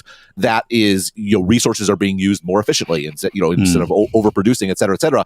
And so I think like when you think about it as being more about being transformative in how we live and less about like replacing power plants, I think it's a bad name in some respects, because I think it makes you think about the wrong thing. Oh no, even this though, I think we just need to be careful, again, the lived experience and anchoring very heavily in the present. It's easy, I mean, you're like a trailblazer. You moved to Taiwan and you did this. And I work in the technology industry, which is obviously a big part of this conversation, and our listeners do too. But it's also, I think we need to be careful not to fall into the trap of assuming that everyone all of a sudden is going to be working from home. First of all, it's not immediately clear how much of that is here to stay once COVID eventually gets brought under control beyond tech. I mean, there are certainly a range of jobs where that's absolutely not going to be the case as well. Like there are certain things that can only still be delivered in person or required service industry or, those type of in-person experiences. And you're not going to be delivering those from home. So I certainly see the point. But even that, I feel like we're in the early innings of seeing the after effects of COVID. Let's see how extensive it is and of what, even for places like tech, how much of it ends up sticking. It's a really great point. It's so easy to over-index on our, very privileged white collar sort of existence for sure. And what I think the sort of more dystopian, maybe this is a bit of a transition, the interpretation of that is someone has to actually deliver those meals. Someone has to actually deliver those packages. And that is actually how this revolution is felt by a good majority of the population. And those aren't always great jobs, right? And and again, but that sort of leads into your point.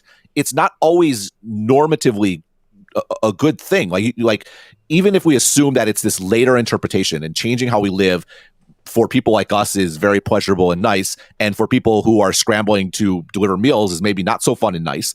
That's a good example where actually maybe it was better to work in a factory or to work on, have a solid blue collar job that you worked at your whole career, and then you left work was over, you went and played in your softball league, you had your family, you went to church. Like you could definitely argue this sort of uneven gig sort of economy is an example of, even if her prescription is right, the outcomes are not always necessarily normatively better for everyone.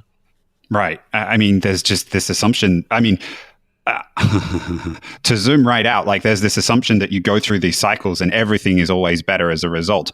I remember listening to a really interesting anthropology talk when I was back in Cambridge, and it's this guy who found these tribes out in I think they were in Africa. I could be wrong about that. But the point of what he was saying stuck with me, which is there's just this assumption that as human beings get older, our blood pressure goes up. And that's just a natural part of aging. And one of the things that was super fascinating to me is he found these tribes that just had refused to integrate into modern society. And he studied them. And it's really interesting that people who were older in these tribes that hadn't taken place in any of these revolutions whatsoever, their blood pressure stayed exactly the same the whole way through. And again, the normative aspects of this where things are always better. And I mean, even if you look back through the automotive era, like is everyone better off than the era before that? And you think about a lot of what people experienced going through the Industrial Revolution, that sounded pretty rough too. So maybe the normative stuff is where she's getting tripped up. Well, we should come back to this because I think it's a really important question and point about things getting better, et cetera, et cetera. So let's remember to come back to that. But what's the alternative interpretation where we're actually sort of well into the deployment phase? I think it's interesting to look at China and to wonder, we've fretted on this podcast, like, let's be careful that we don't go down that route, because technology, it's a centralizing force. That's always been one of the core, especially the internet. When you have no friction, people had this vision of this sort of fully distributed flora of all these different websites and everything sort of being relatively equal. And that's not actually what happens. When you have no friction, the gravity of the centralized sort of players becomes overwhelming, and it sort of becomes this virtuous cycle where the more centralized something is, the more overwhelming that centralization is to everything sort of in its ecosystem. And this aggregation theory, and you end up by controlling demand, by getting all the customers in one place, you pull on supply and the things they're interested in, you get more people coming on, and you end up with these massive companies that you have now. And implicit in this is that the temptation to leverage that centralization, particularly from a governmental perspective, may just be completely irresistible. And the only question is how efficiently you do it.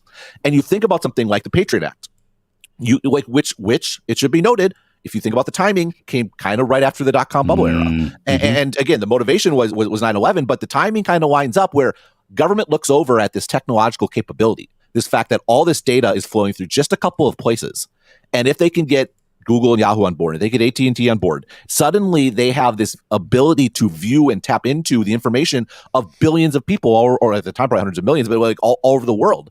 And that happened. It's a real thing that happened. And people look back at sort of the revelations of that as sort of like a side note of history, but it was a fundamental transformation in the way government interacted with people, with society. And that sounds like synergy to me. It's funny, like to give some anchoring to this, like as you're talking, I'm reminded of John Perry Barlow's A Declaration of the Independence of Cyberspace. And he starts out, governments of the industrial world, you weary giants of flesh and steel, I come from cyberspace, the new home of mind. On behalf of the future, I ask you of the past to leave us alone. You are not welcome among us. You have no sovereignty where we gather. You have no elected government. We have no elected government, nor are we likely to have one. So I address you with no greater authority than that with which liberty itself always speaks. I declare the global social space we are building to be naturally independent of the tyrannies you seek to impose on us. You have no moral right to rule us, nor do you possess any methods of enforcement we have true reason to fear. It's like that's where the internet started, and what you're describing seems like, as I read that just doesn't sound true anymore. I mean, and you think about it, the problem with that declaration is that at some point the internet has to touch the real world. And right. China did this explicitly, where they built out this great firewall, and they did it because there was like 3 entry points to China when they started, and they just controlled those and looked at everything that went over the wires. And obviously it's become much more pervasive and a much larger sort of apparatus at this point. But the fact of the matter is, at some point there are wires. There's fiber optic cables. Like there are tubes. And the Patriot Act was the same thing. Where did they go to? They went to the hardware level. And that's it, and that's what they did. And then you fast forward to sort of like 15, 20 years later, and you look back, and part of this, I didn't make it explicit, but this story was part 2 to writing about Facebook's political problems, and this sense that Facebook is the holdout, right? And maybe it's because it's still founder run or whatever it might be, but this idea that everyone else has bent to our will, and you haven't, and you're going to be brought to heel, and you're going to censor more information. You're going to get a hold on the populace, or else, right? And it's a very tangible sense that's come across from Congress for a while now. And of course, their hands are tied. You certainly get the sense that, but for the First Amendment, like there would be significantly more government control over what is allowed to be said online. And because the First Amendment exists, it has to all be implicit. And you have this situation where it's sort of broadly understood what the government and the media wants Facebook to do, and they're going to whack them over the head until they do it. And we look at it and say, oh, where's the synergy? The government can't tell Facebook what to do. But to what extent is Facebook and Twitter not actually doing what the powers that be want them to do? They are. It's just all because of the vagaries of U.S. law, again, particularly because of the First Amendment. It's not explicit, but if you squint, it sure looks like it's happening implicitly. And again, this isn't a normative statement. We can have a separate discussion about misinformation. This isn't a normative statement about whether controlling misinformation is good or bad. It's just a statement about what is happening.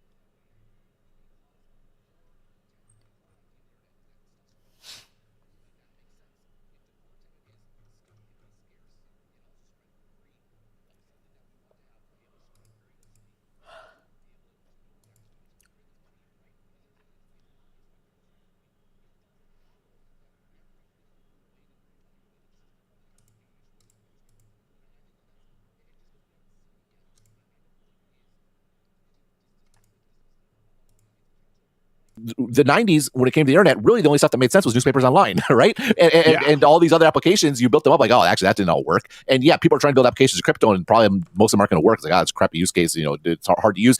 You have to look out 20 years, 30 years, because that's how long it took.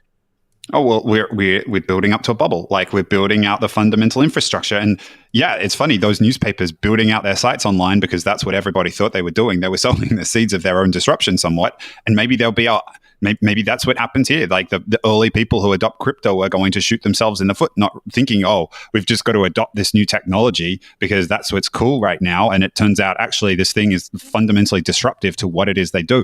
Too soon to say. But like being in this early phase, there's going to be a run up. It feels like we're on the start of that curve.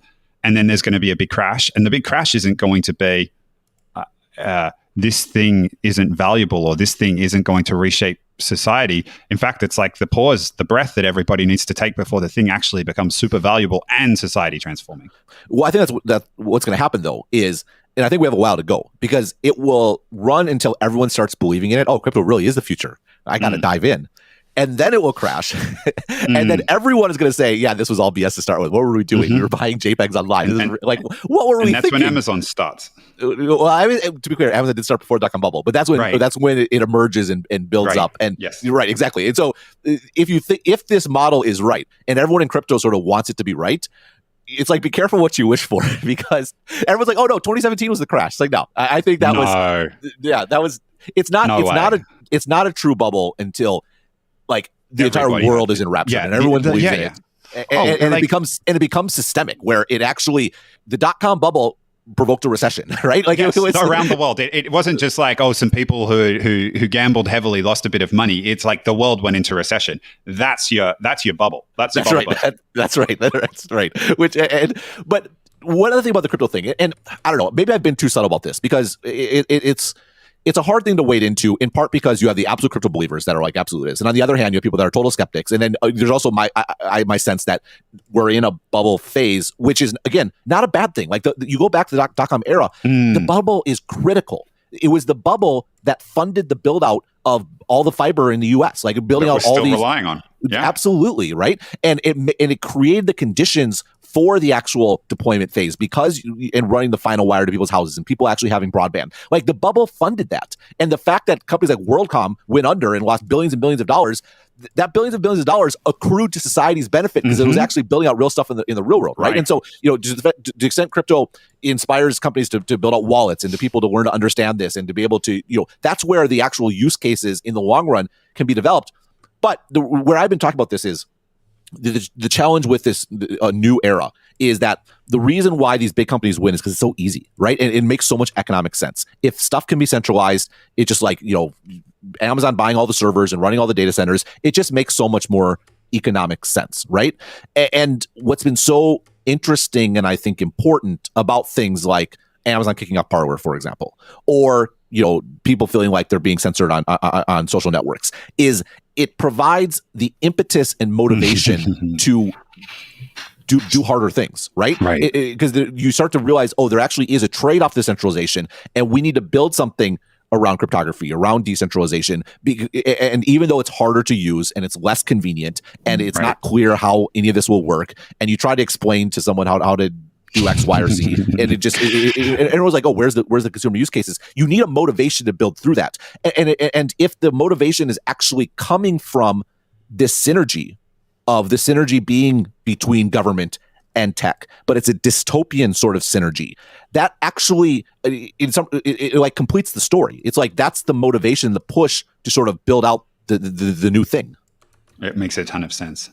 The other thing, and I mentioned it before, but the other thing, the revolutionary technology and the technological revolution, and just how you need certain inputs in order to enable it, and it feels to me like there's also this the focus that people are having towards green energy and the intensity of power required for crypto. It just feels to me like these things are starting to converge in a way that also will enable something to take off. Like these technologies, they don't exist in isolation. They have to work together to build out to build out this new future. And it feels like much more so than necessarily with the current tech paradigm. It feels like that is almost like a necessary precondition for taking off. And like you start to see in India where you have greenfield solar actually becoming cheaper than greenfield coal. Like it feels like we're starting to get to a point with what's happening with technology where with power and green technology that at the same time that this crypto thing is happening, it feels like they're related.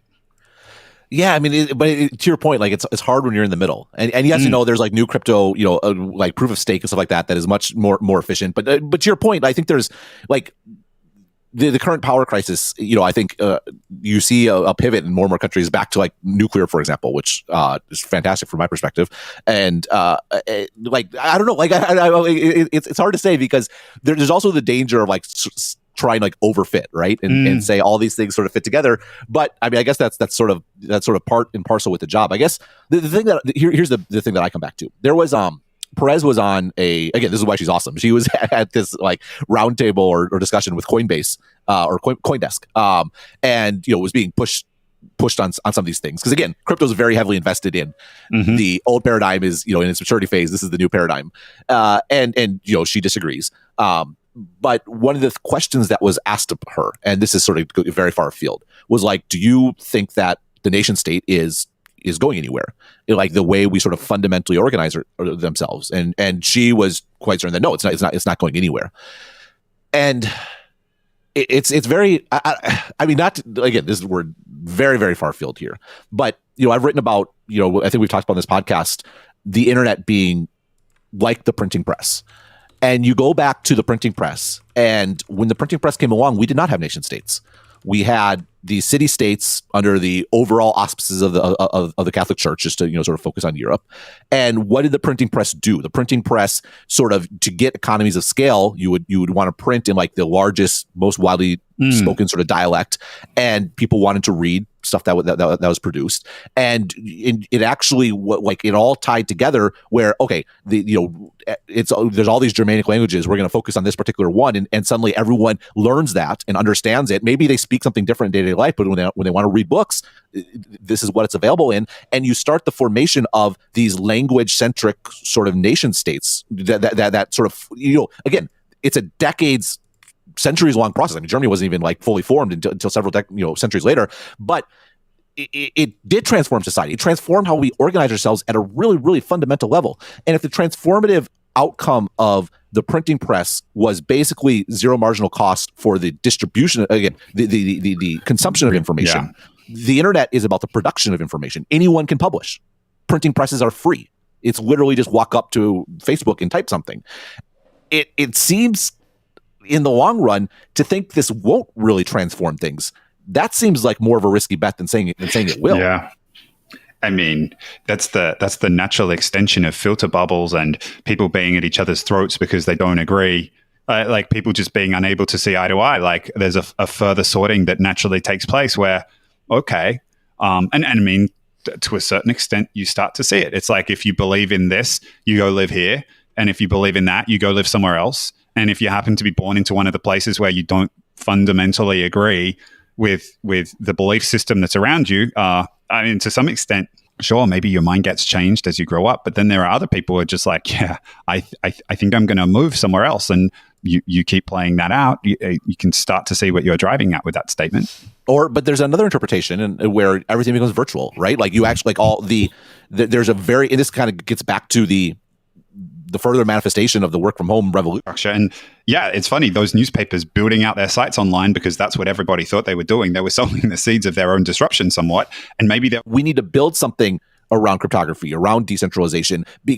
And even though it's harder, it's hard to say because there's also the danger of like trying to like overfit, right? And say all these things sort of fit together. But I mean, I guess that's sort of part and parcel with the job. I guess the thing that here's the thing that I come back to. There was Perez was on again, this is why she's awesome. She was at this like roundtable or discussion with Coinbase or CoinDesk, and you know was being pushed on some of these things because again, crypto is very heavily invested in. The old paradigm is, you know, in its maturity phase. This is the new paradigm, and you know she disagrees. But one of the questions that was asked of her, and this is sort of very far afield, was like, do you think that the nation state is is going anywhere. Like the way we sort of fundamentally organize themselves. And she was quite certain that no, it's not going anywhere. And it's very, I mean, not to, again, we're very, very far afield here, but I've written about, I think we've talked about on this podcast, the internet being like the printing press. And you go back to the printing press, and when the printing press came along, we did not have nation states. We had the city states under the overall auspices of the Catholic Church, just to sort of focus on Europe. And what did the printing press do? The printing press, sort of to get economies of scale, you would want to print in like the largest, most widely spoken sort of dialect, and people wanted to read stuff that was produced. And it actually it all tied together where, okay, there's all these Germanic languages, we're going to focus on this particular one, and suddenly everyone learns that and understands it. Maybe they speak something different in day-to-day life, but when they want to read books, this is what it's available in. And you start the formation of these language-centric sort of nation states that sort of, again, it's a centuries long process. I mean, Germany wasn't even like fully formed until several centuries later, but it did transform society. It transformed how we organize ourselves at a really, really fundamental level. And if the transformative outcome of the printing press was basically zero marginal cost for the distribution, again, the consumption of information, the internet is about the production of information. Anyone can publish. Printing presses are free. It's literally just walk up to Facebook and type something. It seems in the podcast, the internet being like the printing press. And you go back to the printing press, and when the printing press came along, we did not have nation states. We had the city states under the overall auspices of the Catholic Church, just to sort of focus on Europe. And what did the printing press do? The printing press, sort of to get economies of scale, you would want to print in like the largest, most widely spoken sort of dialect, and people wanted to read stuff that was produced. And it actually it all tied together where, okay, there's all these Germanic languages, we're going to focus on this particular one, and suddenly everyone learns that and understands it. Maybe they speak something different in day-to-day life, but when they want to read books, this is what it's available in. And you start the formation of these language-centric sort of nation states that sort of, again, it's a centuries long process. I mean, Germany wasn't even like fully formed until several centuries later, but it did transform society. It transformed how we organize ourselves at a really, really fundamental level. And if the transformative outcome of the printing press was basically zero marginal cost for the distribution, again, the consumption of information, the internet is about the production of information. Anyone can publish. Printing presses are free. It's literally just walk up to Facebook and type something. It seems in the long run to think this won't really transform things. That seems like more of a risky bet than saying it will. Yeah. I mean, that's the natural extension of filter bubbles and people being at each other's throats because they don't agree. Like people just being unable to see eye to eye. Like there's a further sorting that naturally takes place where, okay. And I mean, to a certain extent, you start to see it. It's like if you believe in this, you go live here. And if you believe in that, you go live somewhere else. And if you happen to be born into one of the places where you don't fundamentally agree with the belief system that's around you, I mean, to some extent, sure, maybe your mind gets changed as you grow up. But then there are other people who are just like, yeah, I think I'm going to move somewhere else. And you keep playing that out. You can start to see what you're driving at with that statement. But there's another interpretation where everything becomes virtual, right? Like you actually there's a very, and this kind of gets back to the further manifestation of the work from home revolution, where actually everything meaningful becomes online or becomes, in VR or whatever it might be. And there's a very clear separation between meeting and addressing our physical needs and meeting and addressing our sort of intellectual and philosophical needs and predilections. I mean, and in which case the nation state remains as sort of a shell of goods and services, but the actual like where you find meaning and your communities are just really transformatively different in the virtual space. It's interesting to think about whether that would take place, whether such a sorting would happen, but people would be happy to eventually, and they have to eventually disconnect or eventually pay taxes or eventually be subject to the laws. Like you said, like there are wires somewhere. And just limit it there and not take it back down take it from the bits back down to the atoms. My sense is like observing people right now, they certainly, that more and more they're living in bits, but more and more we're feeling the effects in atoms. Well, but that's why the crypto question I think is really, really interesting. And it's actually it's not clear which one it is. Is it something that is a revolutionary technology that extends the IT era, or is it something new? And I think this is kind of the question, because part of the idea of encryption and the idea of there being scarcity and you better control your resources is it actually does make it more plausible to to have this separation where the virtual actually really is distinct and separate from the physical because it's behind encryption. And you think about how the experience of social media has changed over the last decade, where Twitter is really just a place to sort of survey the land and see what's going on. It's not a place to build community at all. It's a place to get mad at other people. And what you actually do is you find tweets and then you paste them into your WhatsApp chat or your Signal chat with the people you actually trust and you actually want to build connections with. And you maybe don't necessarily need or want to live together because you're living together online. And in that case, it sort of fits with this model. We're only getting into the deployment as opposed to it being actually, no, it's all interconnected and it's all going to change. It can't help but make me think of the is it 8 years that we've now been doing this as a result? Yeah. Well, there's one more point. There's one more interesting point. I mentioned we want to park this before, but is technology good or bad? Is the internet good or bad? Is crypto good or bad? They got some gruff online before for saying, maybe the internet is not so great. Like, and this comes back to your point, maybe, living technology revolutions aren't so great. And I think that the position I've always had, and I still think it's true, is it's sort of amoral, right? It's not normative. It is right. What we make of it. And I think that's definitely still true. I do think there's something to be said for there actually is value. It's one thing for us as analysts to sit on the side and say, well, it's all what you make of it. There is some value, I think, to those building it to believe in its goodness. And it's something we've kind of been critical of Facebook of. Like, of course, they believe that connecting to the world is a good thing and that gives them blind spots. And that's all true. But the reality is technology is not just sort of amoral. It's a fact on the ground. Like we are hurtling forward and it doesn't do any good to look back and say what was or is or isn't or whatever, because we can't go backwards. And if we're going to build something important and meaningful, there is some aspect you have to believe it to build it. And yes, there's going to be bad things that come on the way, but you can become so paralyzed in well, as good as bad that bad actors actually do come along and build it first, right? I think believing in the goodness of your mission is underrated, perhaps by you and I. That's not to deny there are blind spots, but it's easy to get too cute about it and to say, well, we're sitting here on the side and observing and saying, well, you should have thought more about that. But then if you thought more about it, you might have never built it in the first place. It's so funny you say that because if there's one thing that, I mean, that's part of the reason why I came here, and here being Silicon Valley, and now Silicon Valley is quote unquote virtual. But that's part of the reason why I came in the first place, because I fundamentally believed in the good of what it was that was being accomplished. And it was like part of my fascination with Apple all along. It was part of the frustration I had with Facebook all along. And it's not to say they didn't think their mission was good. It just felt to me from the outside that wasn't important enough. And to bring it to now, it's like part of the reason.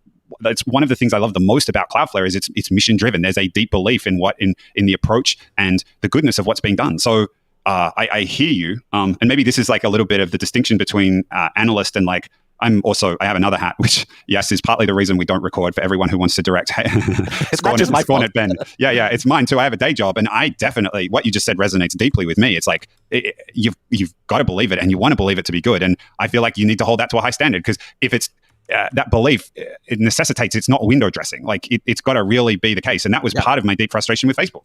Tech's hard. It's hard to build this stuff. Like there's a reason why it takes decades for these early visions to be substantiated, right? Like, I mean, we criticize people on the outside all the time. Like, just flip a switch, just do this, like as if this is all trivial. Like it's hard, and you need a drive, you need a belief to do that. And this is all in the broader context where we have no choice but to go forward. Like there's value in believing in the inherent good of building something new. Again, it's one thing to be the critic sitting on the side and to weigh carefully the pros and cons, but given we're on a moving walkway, right? And like we're hurtling towards the future, whether we like it or not. And the other thing too, and you made this point before, so I'm going to kind of echo your point, is it's so easy to get stuck in the elite upper class, we can work from anywhere, we make a lot of money view of the world, and forget about the fact that that's not the experience of the vast majority of people.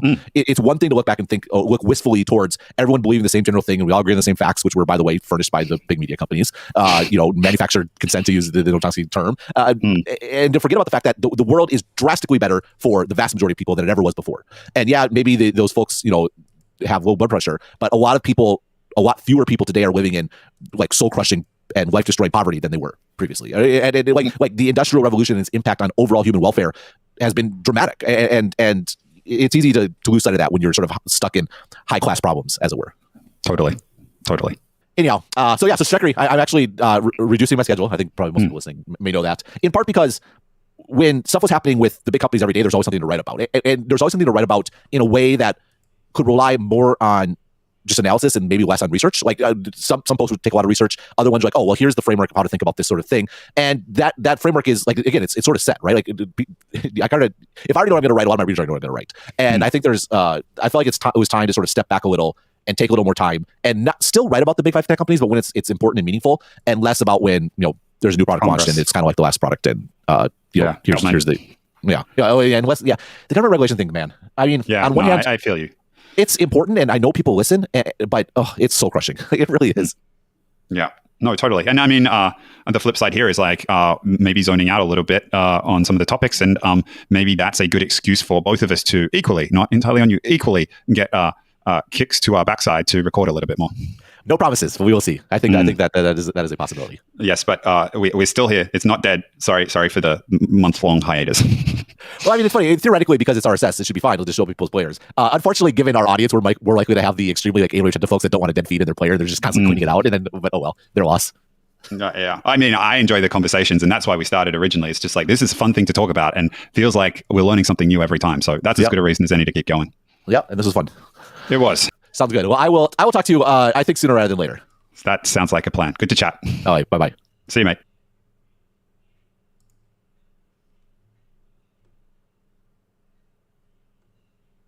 Hi, James. This time last year, it's crazy. It doesn't feel like that long.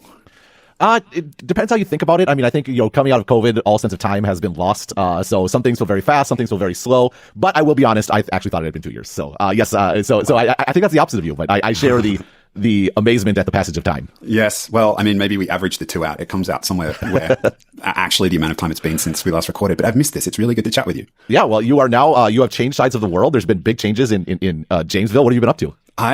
Well, listeners who remember to last year will know that I spent 6 months in Singapore, and I got back to the Bay Area, and it changed a lot. A lot of my friends had left. It didn't quite feel like it did before COVID, but more than that, COVID has enabled remote work, and I decided I wanted to change, and I am now back in Singapore on the other side of the Pacific Rim, the same side of the Pacific Rim as you. Now it's permanent, and I've been here for almost a year, believe it or not.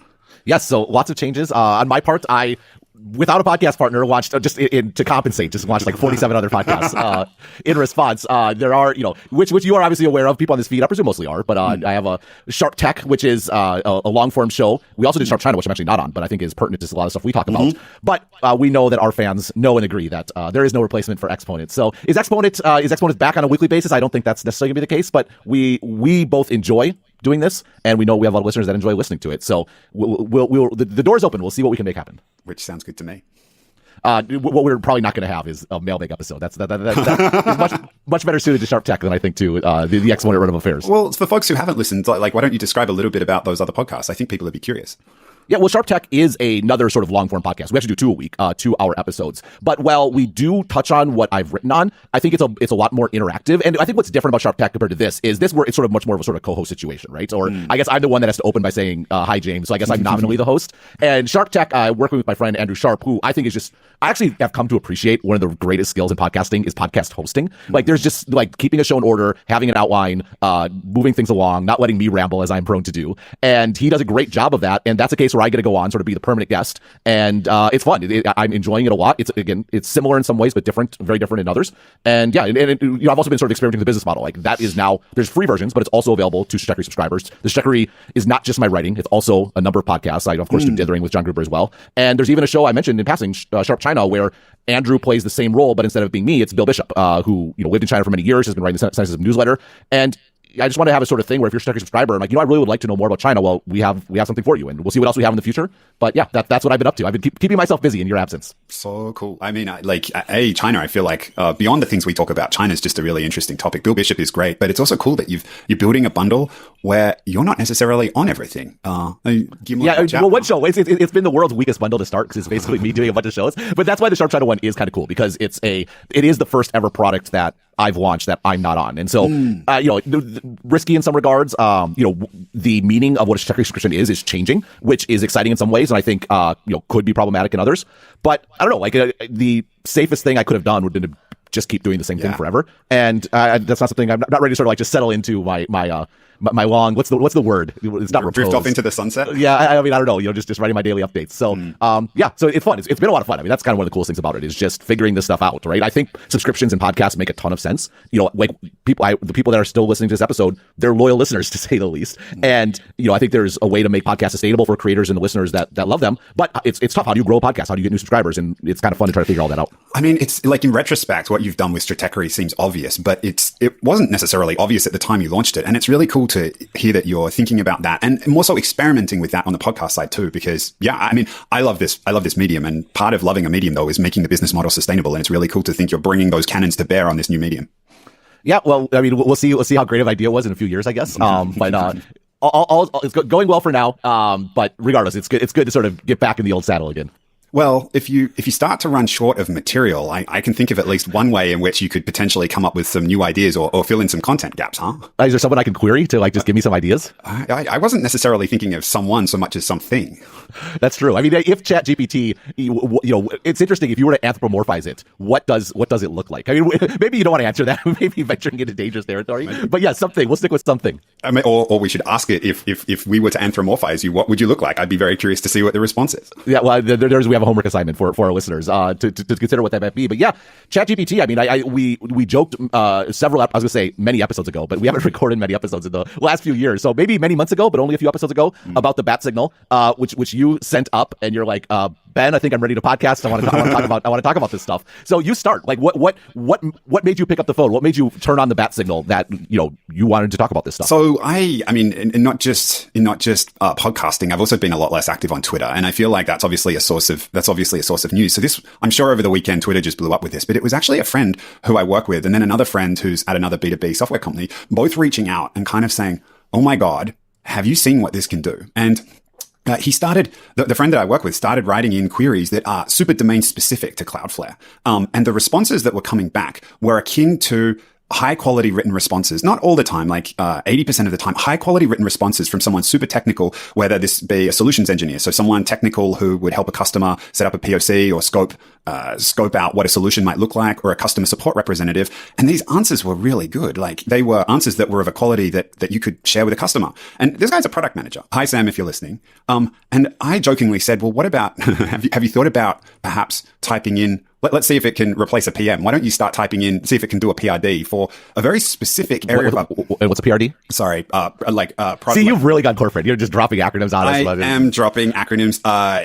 Do you know what's really bad in you? You're not sure what PRD means? It's product requirements document. I'm like, this is what product managers do. This is the lifeblood of what PMs do. So yes, PRD, product requirements document. Thank you, Google, which I feel like is an interesting aside in reflection to OpenAI that we should come back to. But I was like, Sam, why don't you see if it can do a PRD? And so we started typing in things that related to specific domain specific stuff inside of Cloudflare. Like, we have a zero trust product, and it's like, one of the features of the zero trust product that we've just launched, what would be the measures of success? And it came back with super specific answers that weren't just specific, but were right. It's like user satisfaction, threat detection rate, and false positive rate. And it's like, this is domain specific knowledge that, if you've worked inside this space for a while, you would easily be able to, maybe easily be able to list off, but intuitively know that it's correct. And this thing turned it around in 10 seconds.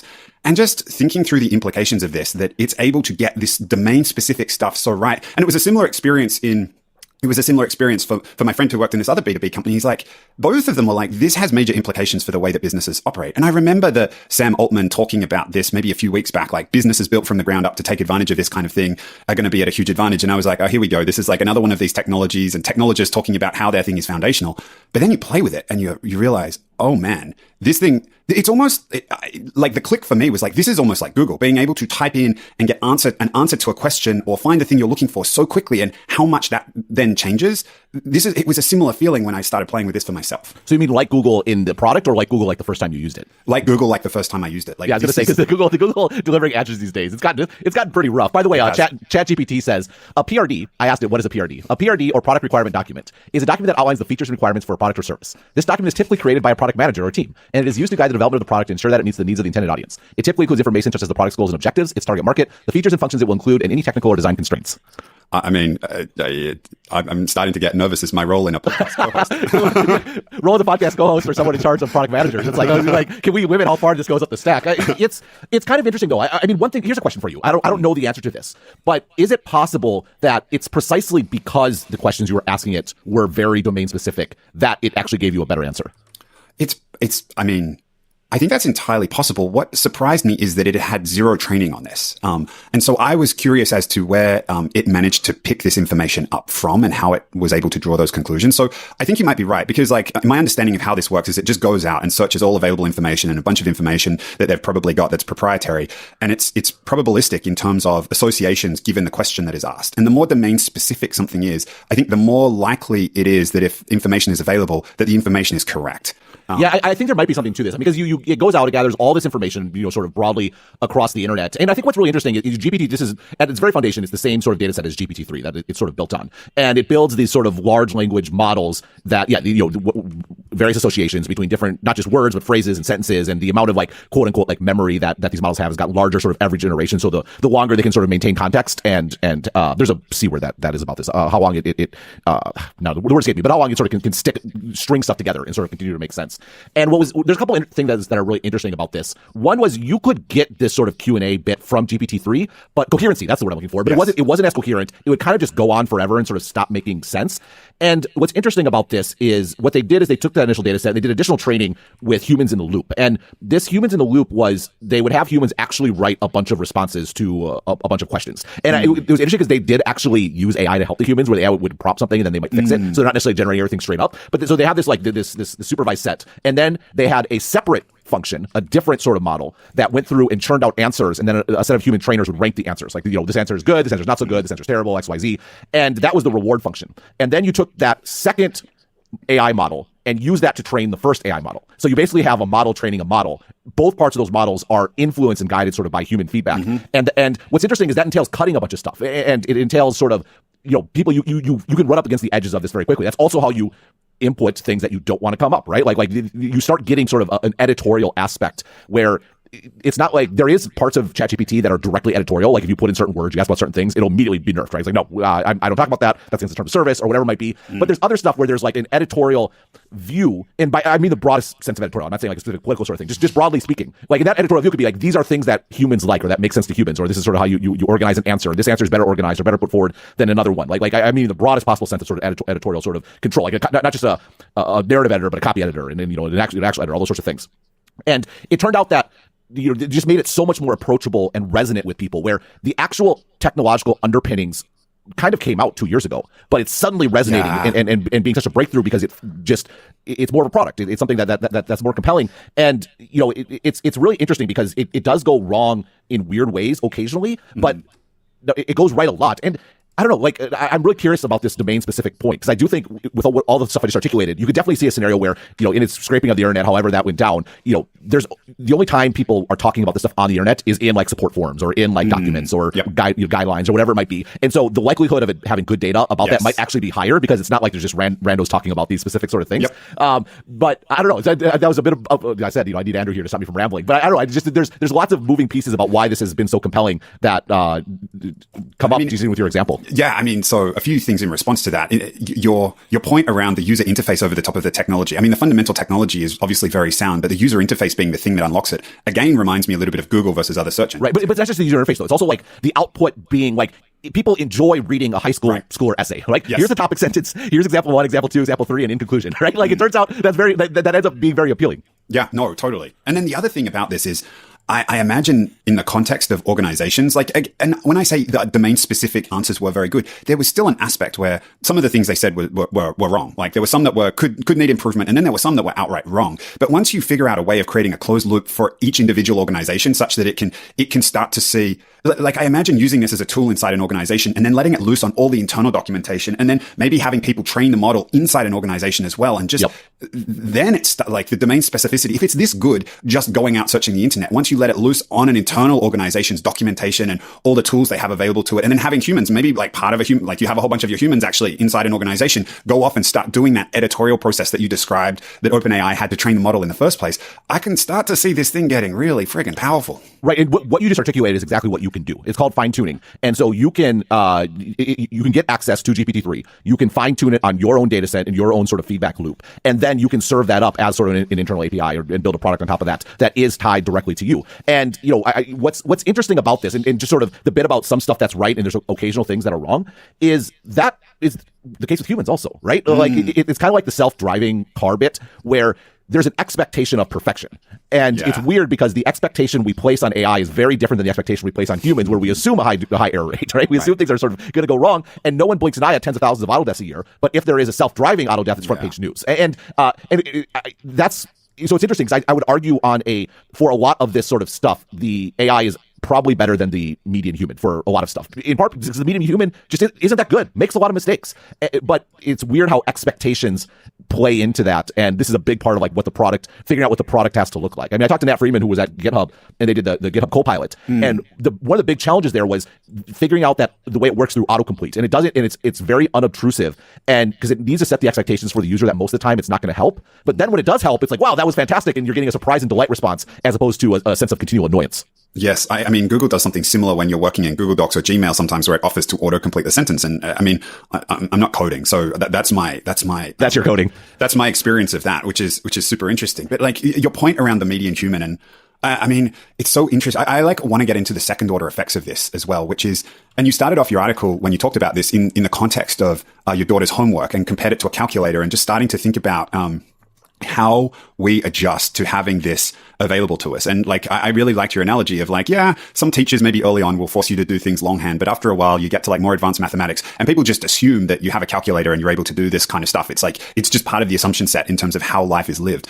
I'm really curious to start to explore this with you in terms of like how humans' role start to change with widespread usage of this and what starts to happen to humanity as a result. By the way, I did, just as an interjection, I did ask ChatGPT if email is to managers like code is to programmers. And it did say, in a way, email to managers can be compared to code for programmers. Both serve as a form of communication and a means of conveying information and instructions. Just as code is used by programmers to communicate with a computer and create a specific outcome, email is used by managers to communicate with their team and achieve specific goals. However, there are some key differences between the two. For example, code is a precise and structured language that is used to create specific instructions for a computer, while email is a more flexible and informal means of communication that is used to convey a wide range of information and ideas.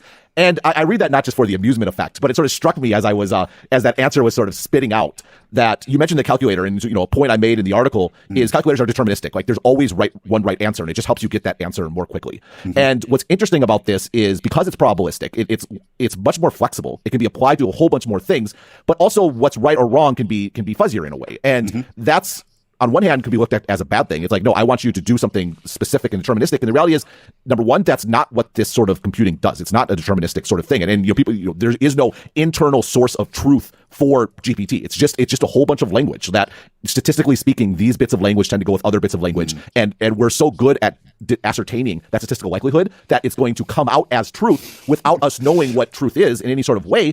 But again, when you actually start to think about that, and you go back to debates we've had over the years in this podcast about, whether it get to things like free speech or what is truth or all these sorts of bits, it turns out a whole lot of human interaction and the things we talk about, and yes, the things you email about, are in fact like that. They're not deterministic. It's not clear what's right and what's not. I mean, that part of your update was also really interesting to me because I started to do the thought experiment of, well, if you end up with a probabilistic computer that's so effective, it almost becomes, in some instances, indistinguishable from deterministic if you ask it a deterministic question, except in one circumstance, which is if you ask it to go out to the frontier of knowledge and then cross that boundary.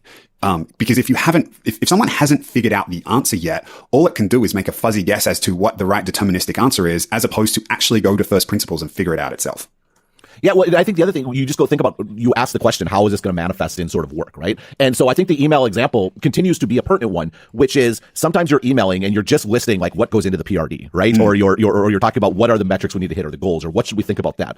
But there is an aspect where you're being super impressed and amazed at the output that ideally any intern, in the company could come up with. It's like, it's pretty neat that a computer did this, but the actual skill, the actual capability is knowing what is our company capable of? What are the people I'm talking about capable of? What are the internal politics that are going into some of these determinations and decisions? What's our priority stack, about what matters and what doesn't?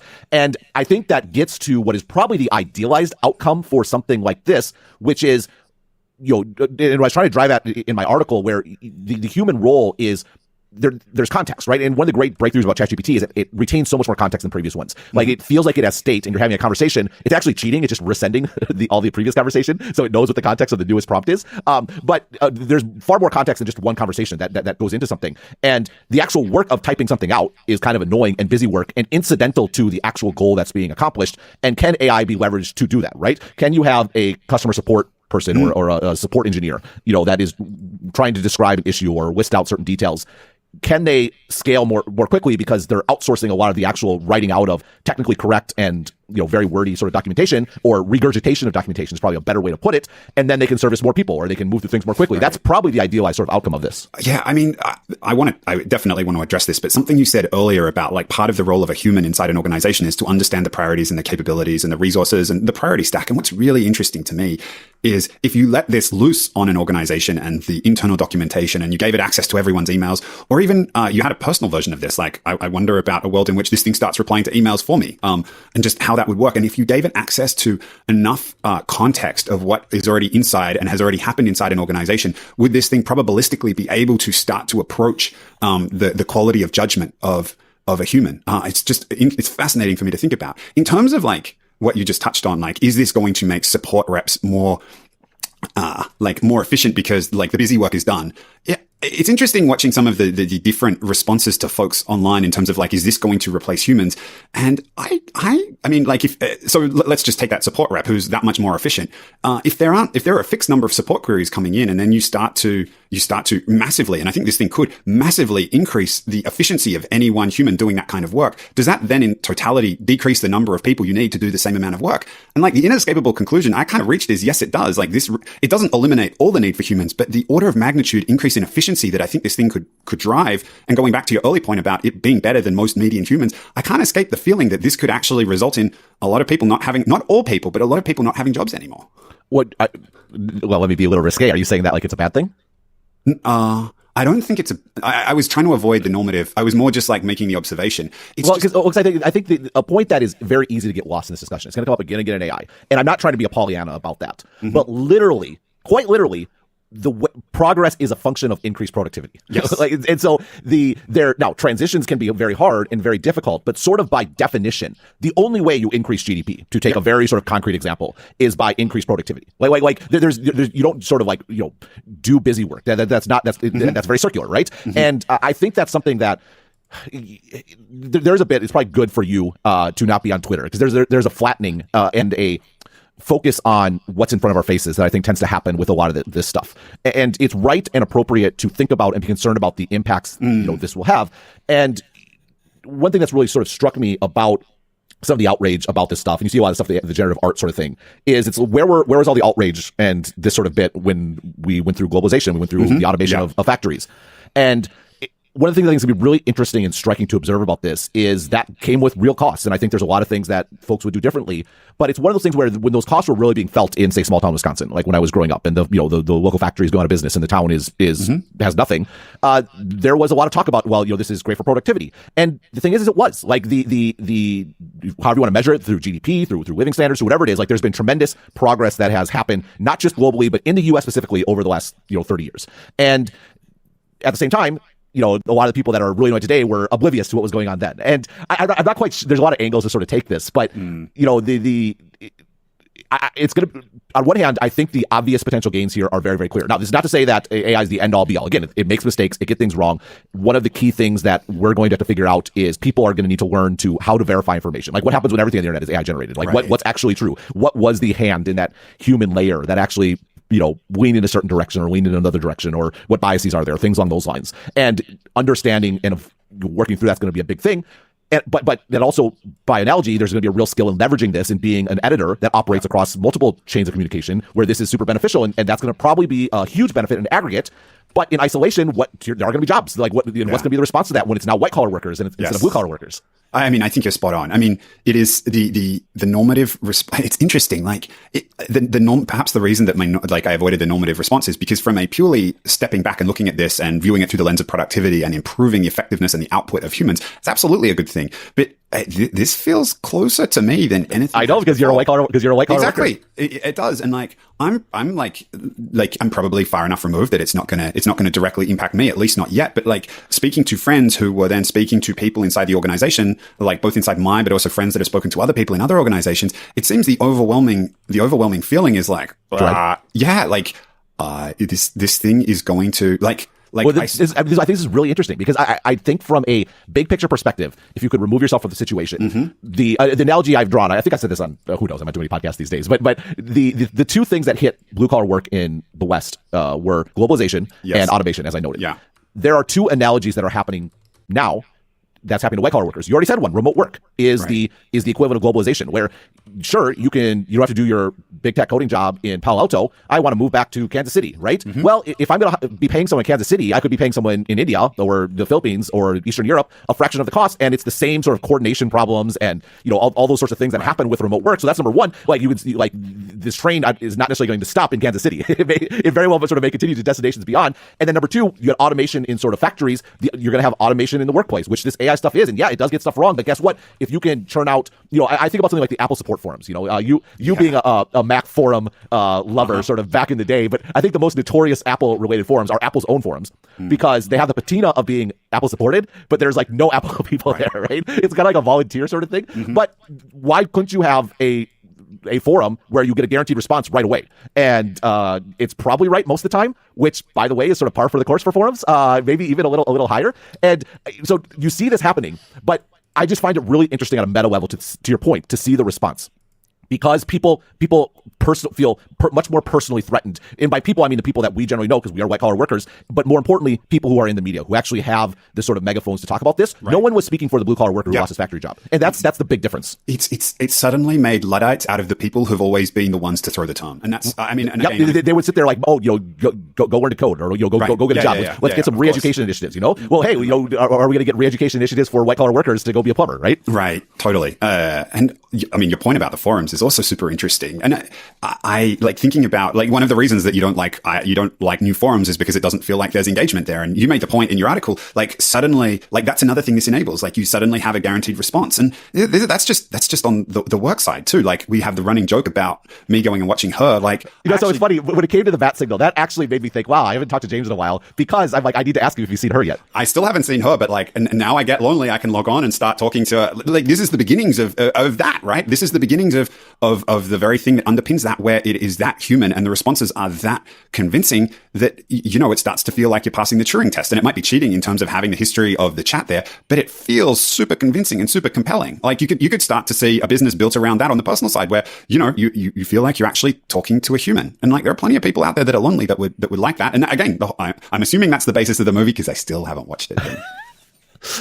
Oh, what a disappointment. No, actually, I'm not disappointed. It's exactly, I would have been disappointed had you watched it. I think these meta questions are they're certainly very significant. I mean, it's still pretty expensive. I mean, I think that Sam Altman said on Twitter it costs a few cents per query, which I can't imagine what their compute bills are right now. I tried today and it gave me an error. It told me, sorry, there are too many people making requests, and like I didn't get an answer. You know what? I have a confession to make. I was like, write me the introduction to a Stratechery article on OpenAI. I was like, what is it going to give me?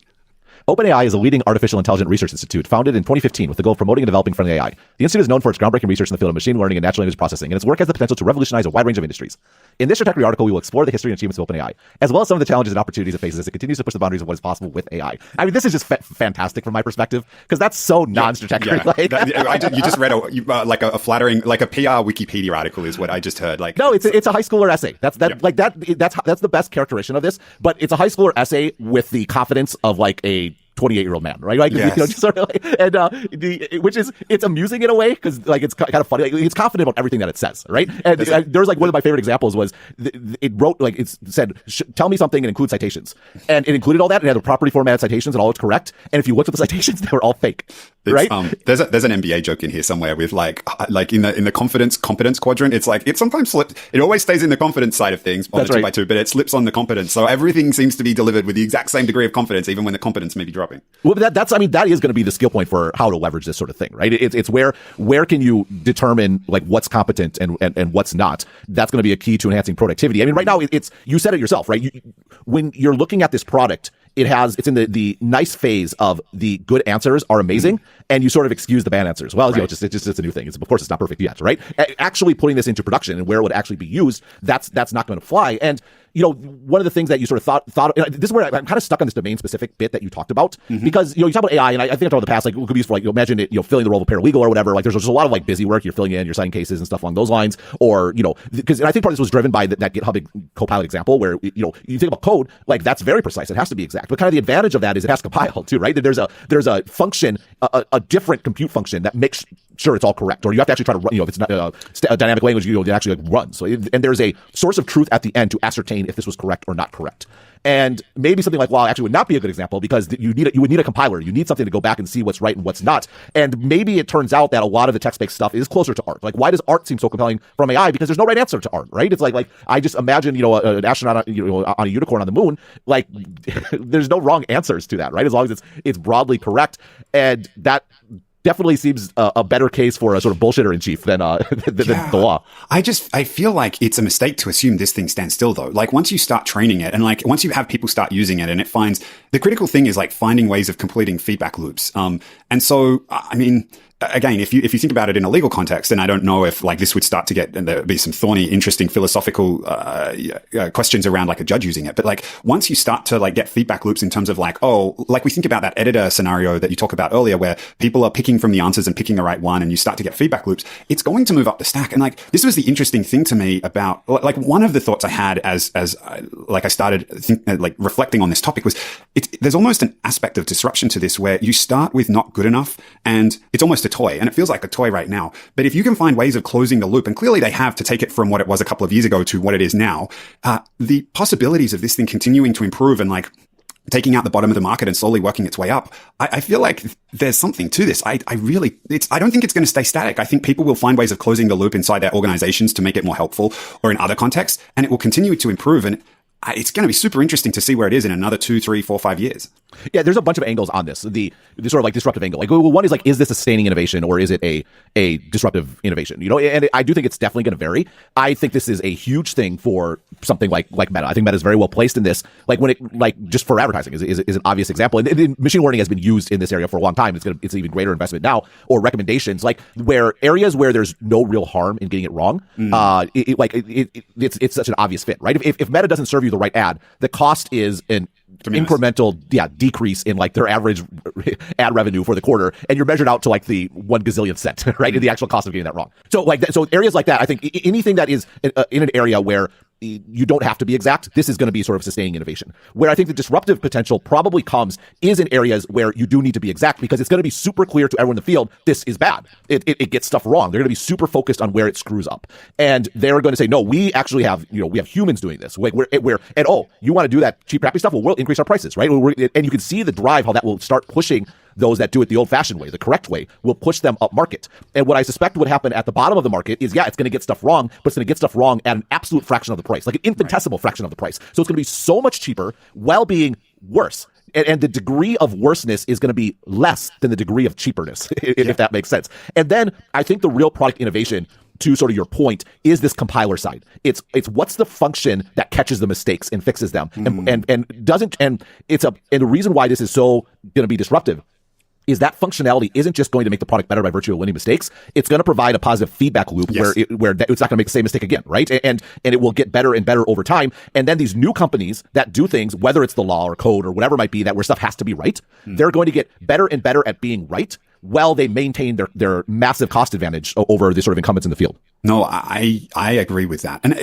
the other thing this reminded me of is, I remember reading this book called Art and Fear by Bales and Orland, and it talked about this instance where there was a ceramics teacher who divided his class up into 2 groups. And he's like, one group, I'm going to grade you on the quality of the work. So you create like this, just your best piece of work. That's what we're going to grade you on. And the other half of the group, we're going to grade you on the quantity of the work. And it's basically, we're going to measure it in pounds of ceramics. And like whoever produces the most is going to end up getting the best grade. And the most interesting thing happened, which is, you get to the end of the semester, and it's the group that was graded on the quantity of work that ended up producing the better art. Whereas the ones that were focused purely on producing the best thing, they sat around theorizing, and the quality of their work wasn't that good. And it was this notion of shots on goal. And this is the thing this reminded me of. It's just going to have that many more shots on goal. But the critical thing for AI is what you just mentioned there, which is being able to close the loop. It needs to, if it's just this open loop system where it's taking shots on goal in and of itself, it's not really learning. Even the humans that were probably producing the quantity of work, they implicitly were like, oh, this is better, this is not better, kind of figuring it out.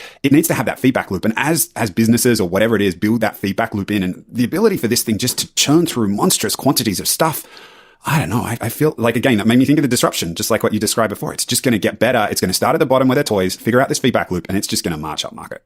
Yeah, no, that's exactly right. And there's a cost component to this too, right? Humans, we talk about this a lot. Iteration is super important, and that is how you get better. But there's an opportunity cost. Like that time spent learning is time not spent doing something else, and you're paying the human along the way. In this case, yeah, sure. Right now, we say it's very expensive to run because it costs a couple cents an answer. Okay, it costs a couple cents to turn out a 5-paragraph essay written by a high schooler about something like that's a lot cheaper than the high schooler, much less a professional. And if there is a good feedback loop, like the cost advantage sort of really is significant. I think there's the other question I have on this, go back to the sustaining innovation versus disruption. That's sort of like a 2D sort of framework, right? It's like either there's a company that does something and they can adapt and adopt this technology to make what they do better. And I think, again, those are going to be companies where their output is already imprecise. And so getting more precise over time, this is a great sort of addition to that. Then there's other industries where they need precision. And because they need precision, the incumbents are all going to dismiss this technology, which will provide an opportunity for new entrants, right? With a massive technological advantage that will improve over time. So those are the two categories. The third one is what are like new market creation? What's the stuff that is going to be made possible that was not possible previously?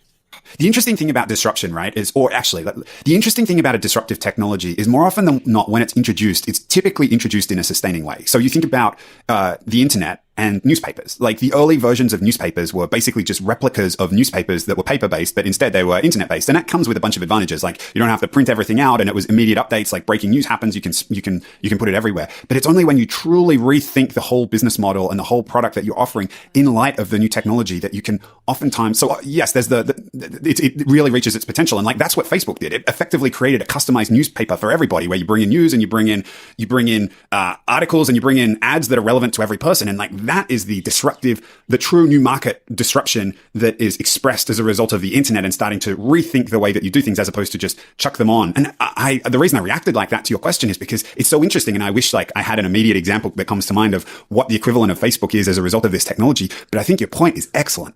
Yeah, I mean, obviously I am always favorable to sort of a newspaper analogy, but I think it's a good one because you put it in terms of value chains, right? And where you harness the most value from a value chain by sort of owning the choke point that everything sort of has to. And the whole product that you're offering in light of the new technology. What are like new market creation? What's the stuff that is going to be made possible that was not possible previously?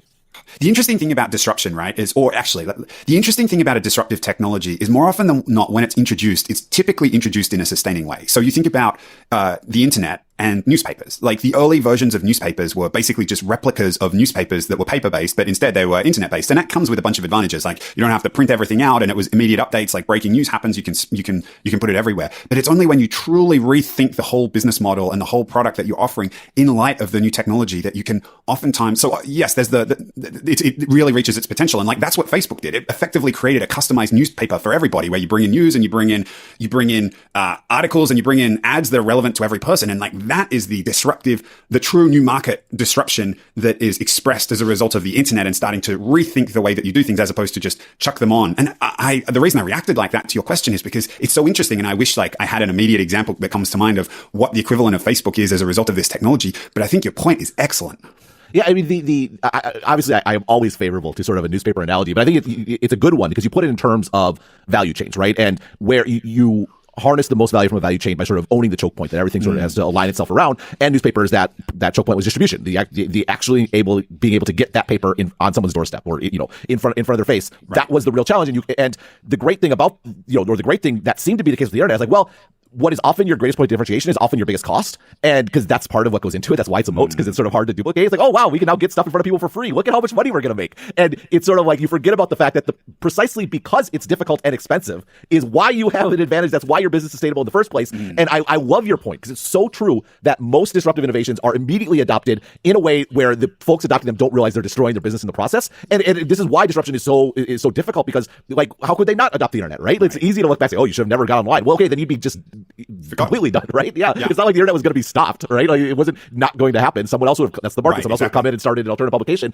But yeah, it's you go back to advertising online. This is always the second part of my newspaper analogy, where the original ads were pictures next to text because that's what they did in newspapers, and that it was only when you got to the feed where it was customized to the user, as you put it, the individual newspaper. And so you think about that from an AI perspective. Maybe the way to think about a new market is what's the stuff that is made super easy for existing companies, and they're going to jump all over it, right? Where it's going to be, something that's compelling. I mean, you obviously think about the customer support is something that could make sense. There's the support engineers. Maybe it is the case that the fact that AI seems like a natural fit for Facebook is actually a bad signal, right? Because if Facebook can do it for themselves, why can't anyone else do it along the way? Maybe we'll actually get a viable, the whole thing with advertising and not being, having to use first party data. What if we actually get advertising targeting that doesn't need any consumer data at all? Like it's so aware of context that it actually makes that work to a greater sense than, oh, they're reading a sports article, I'm going to put up an ad for a casino. It actually knows that person to a much greater extent. I don't know. I mean, I guess if we knew, we would probably, we wouldn't be doing a podcast and talking about subscription models and bundles. Right. I mean, you obviously think about the customer support is something that could make sense. There's the support engineers. Maybe it is the case that the fact that AI seems like you go back to advertising online. This is always the second part of my newspaper analogy, where the original ads were pictures next to text, because that's what they did in newspapers. And that it was only when you got to the feed where it was customized to the user, as you put it, the individual newspaper. And so you think about that from an AI perspective. Maybe the way to think about a new market is what's the stuff that is made super easy for existing companies, and they're going to jump all over it, right? Where it's going to be, something that's compelling. I mean, you obviously think about the customer support is something that could make sense. There's the support engineers. Maybe it is the case that the fact that AI seems like a natural fit for Facebook is actually a bad signal, right? Because if Facebook can do it for themselves, why can't anyone else do it along the way? Maybe we'll actually get a viable, the whole thing with advertising and not being, having to use first party data. What if we actually get advertising targeting that doesn't need any consumer data at all? Like it's so aware of context that it actually makes that work to a greater sense than, oh, they're reading a sports article, I'm going to put up an ad for a casino. It actually knows that person to a much greater extent. I don't know. I mean, I guess if we knew, we would probably, we wouldn't be doing a podcast and talking about subscription models and bundles. Right. I mean, and obviously starting from scratch and building it from scratch is going to be a huge advantage in figuring this out, as opposed to trying to retrofit things. I mean, this thing can even code. It's crazy. Like I saw posts about, again, from friends where they're actually using it as a mechanism to teach tutorials for coding that were effective, but also generating code. And I mean, right, but sometimes it's wrong, right? Stack Overflow had to ban it because they're like, no one's checking to see if this stuff actually works. It looks right, but is it actually right?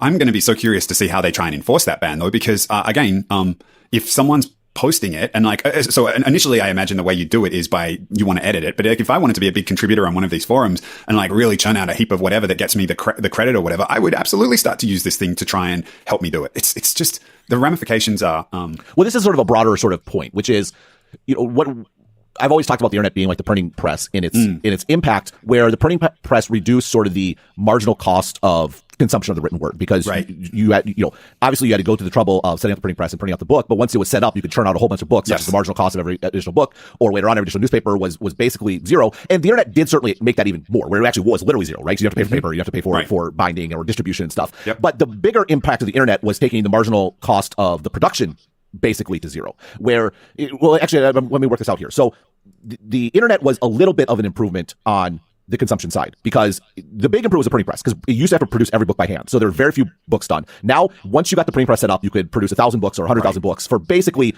an incremental, margin, very, very small. Internet made that zero, so you could do infinite. So you write everything once, it go to zero. But the internet also impacted the production side, where now I didn't need to know someone with a printing press or be someone famous enough that someone would give me a contract and go through all the trouble. Anyone can post. Anyone can start a blog, right? I can start searchtechread.com. No one can stop me. It's my sort of thing. Social media takes that even further, where you don't even have to do any infrastructure work. You just literally type in a box and it's on the internet, right? AI then would be to content production what the internet was to consumption, where there was a big shift and then there was the switch to zero. And there was a big shift where anyone can publish, and now there's a switch to zero where the actual publishing itself is free. Now again, it's not free, it costs money right now, but you can see the track that we're sort of going on. And what does that mean when content production is basically infinite? It's so interesting, because I've always been a believer in ideas being cheap. It's execution that ends up being really important, because anyone can have ideas. And what's interesting about this is I feel like it's starting to shift that balance, where you now have computers that can help you with execution. You don't have to go out. You want to write something. You don't have to go out. And if you're not a writer, you have an idea, but you're not a writer. You don't have to go out and do the work to find a writer. Like what you said, do the work to go out and find the person with the printing press or get it all set up. I feel like this is starting to shift the world more in that direction. Like, you want to start a business. I mean, it's obviously not at the point of writing code, but you can start to see the initial seeds. You can imagine it getting there, right? And it's like this is again, if this plays out, this extrapolates, it gets the closed loop feedback to make it really good. It becomes the thing that becomes super valuable here is not the ability to execute on a good idea. The thing that becomes execution becomes cheap. The thing that becomes super valuable is the good idea in the first place. Yeah, the analogy I would make is there's sort of a concept in military strategy of it's very destabilizing when one country or one power develops some sort of capability that the other one can't match, right? And so, like, one of the things that the Soviet Union, the late Soviet Union was concerned about was the Americans, the whole Star Wars, missile defense sort of concept.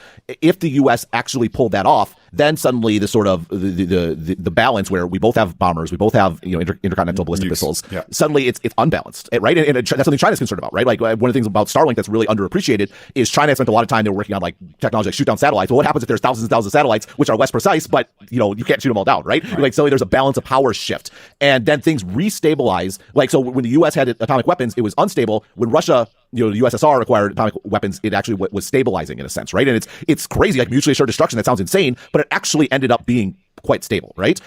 There's an aspect here where there's been a destabilization in the idea or in this sort of like information disbursement mechanism. Like for that destabilization was initially like one thing could spread everywhere. And so whoever controlled that spreading had a lot of impact. Then the internet came along and anyone could spread stuff. And that has destabilized things in some respects because it destabilized what was the norm before. But on the other hand, you have a whole cacophony of different, things coming to the surface and different viewpoints and all sorts of things. Now, if you get to infinite content generation, it's like a return almost to like pre-printing press days, where instead of no one publishing and no one consuming, we have infinite publication and infinite consumption. And so maybe the end result is that, to your point, better ideas are back to the sort of the balance where we both have bombers, we both have intercontinental ballistic missiles. Yeah. Suddenly it's unbalanced, right? And that's something China's concerned about, right? Like one of the things about Starlink that's really underappreciated is China spent a lot of time. They were working on like technology like shoot down satellites. Well, what happens if there's thousands and thousands of satellites which are less precise, but you can't shoot them all down, right? Like suddenly there's a balance of power shift, and then things restabilize. Like so, when the U.S. had atomic weapons, it was unstable. When Russia,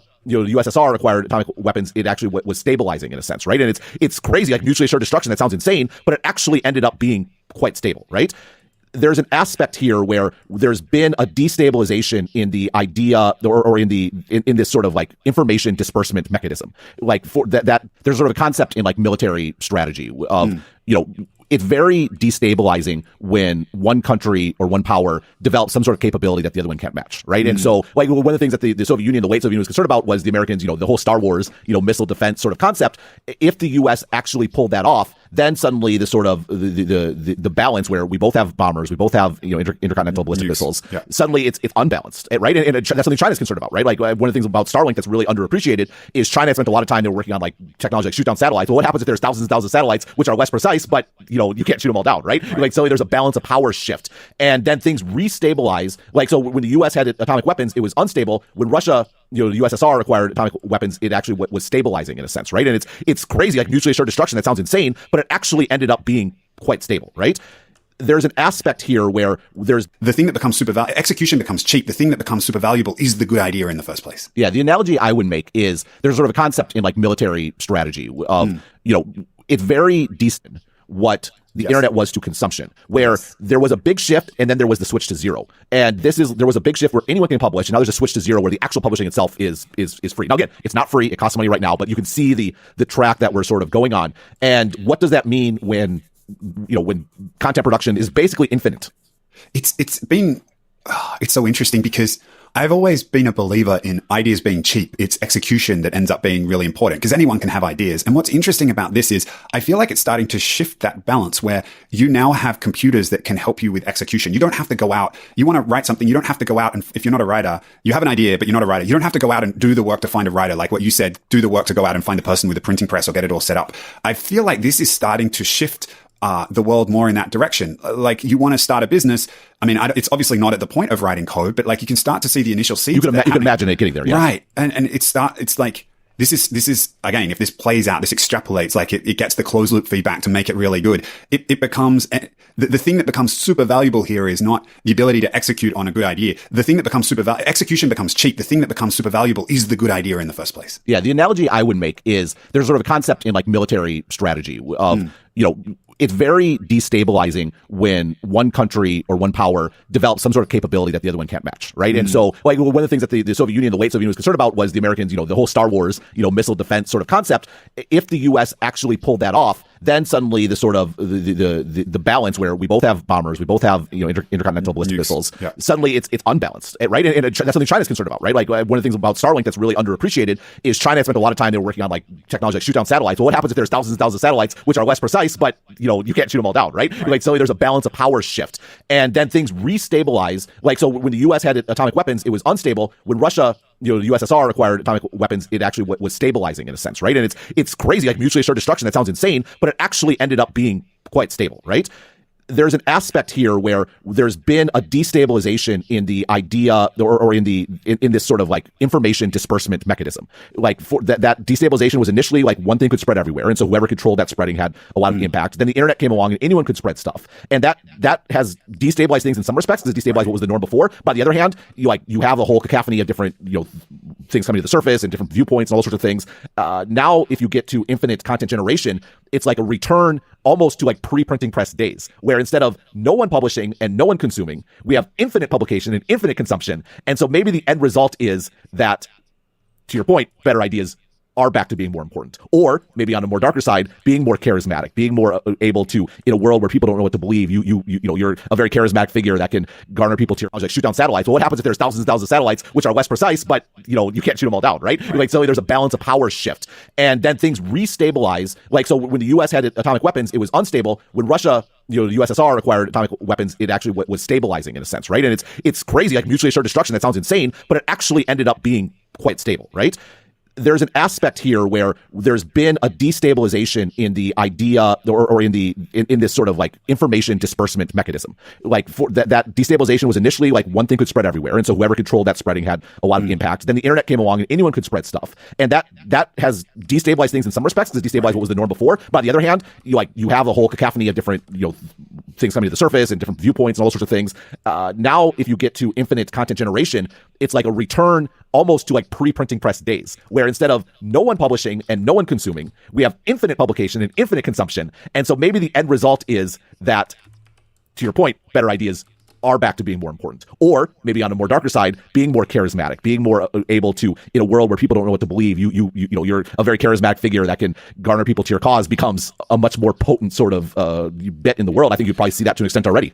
It's true, but it also relies very much on in person, because they're already being single. I can tell you there are AI generated people that are turning up on like dating apps, which is crazy, and like it becomes very hard to distinguish. Like you could start to see an application of this technology where if people are mostly consuming information and mostly interacting with politicians on their screen, you could start to see a world in which you don't even need to create a new one. You could just say, make it look like me, but make it be really charismatic. And that's the way that you're distributing information. It's like, again, you get the closed loop right, and charisma becomes the important thing. You could see a world in which this thing figures out how to get that for you. Well, it's a greater bifurcation between the virtual and the real world, I think. Because yes, the being real, like literally real, starts to become a massive differentiator just for verification purposes, if nothing else. Yeah. And in a world in which all this stuff appears to be so amazing virtually, we start to crave more authenticity and like actually a human being who's able to stand up and do these things, like, does that become more appealing? Yeah, that makes sense. And it makes sense with this broader sort of idea that, it's harder to maintain a large polity that's unified when there's not like a single source of information, right? When there's information everywhere and people want to sort of, you go back to pre-printing press, it was, broadly speaking, Europe was under the Catholic Church, but in reality, there's all these sort of city-states. And then the printing press, by virtue of unifying language in these different domains, was upstream from the Westphalian system of these sort of nation states with defined borders. And in the virtual world, it's back to this very fuzzy sort of cacophony. History ebbs and flows, as it were. We shall see. It was good to catch up. Good to talk about you. I'm glad you're doing well in Singapore. Yes. It's been too long. On the subject of in person, need to come visit you in Taiwan. Now it's all opened up again. Oh, finally. Still masks, but we're getting there. I'm glad to hear it. Talk to you later. See you, Ben.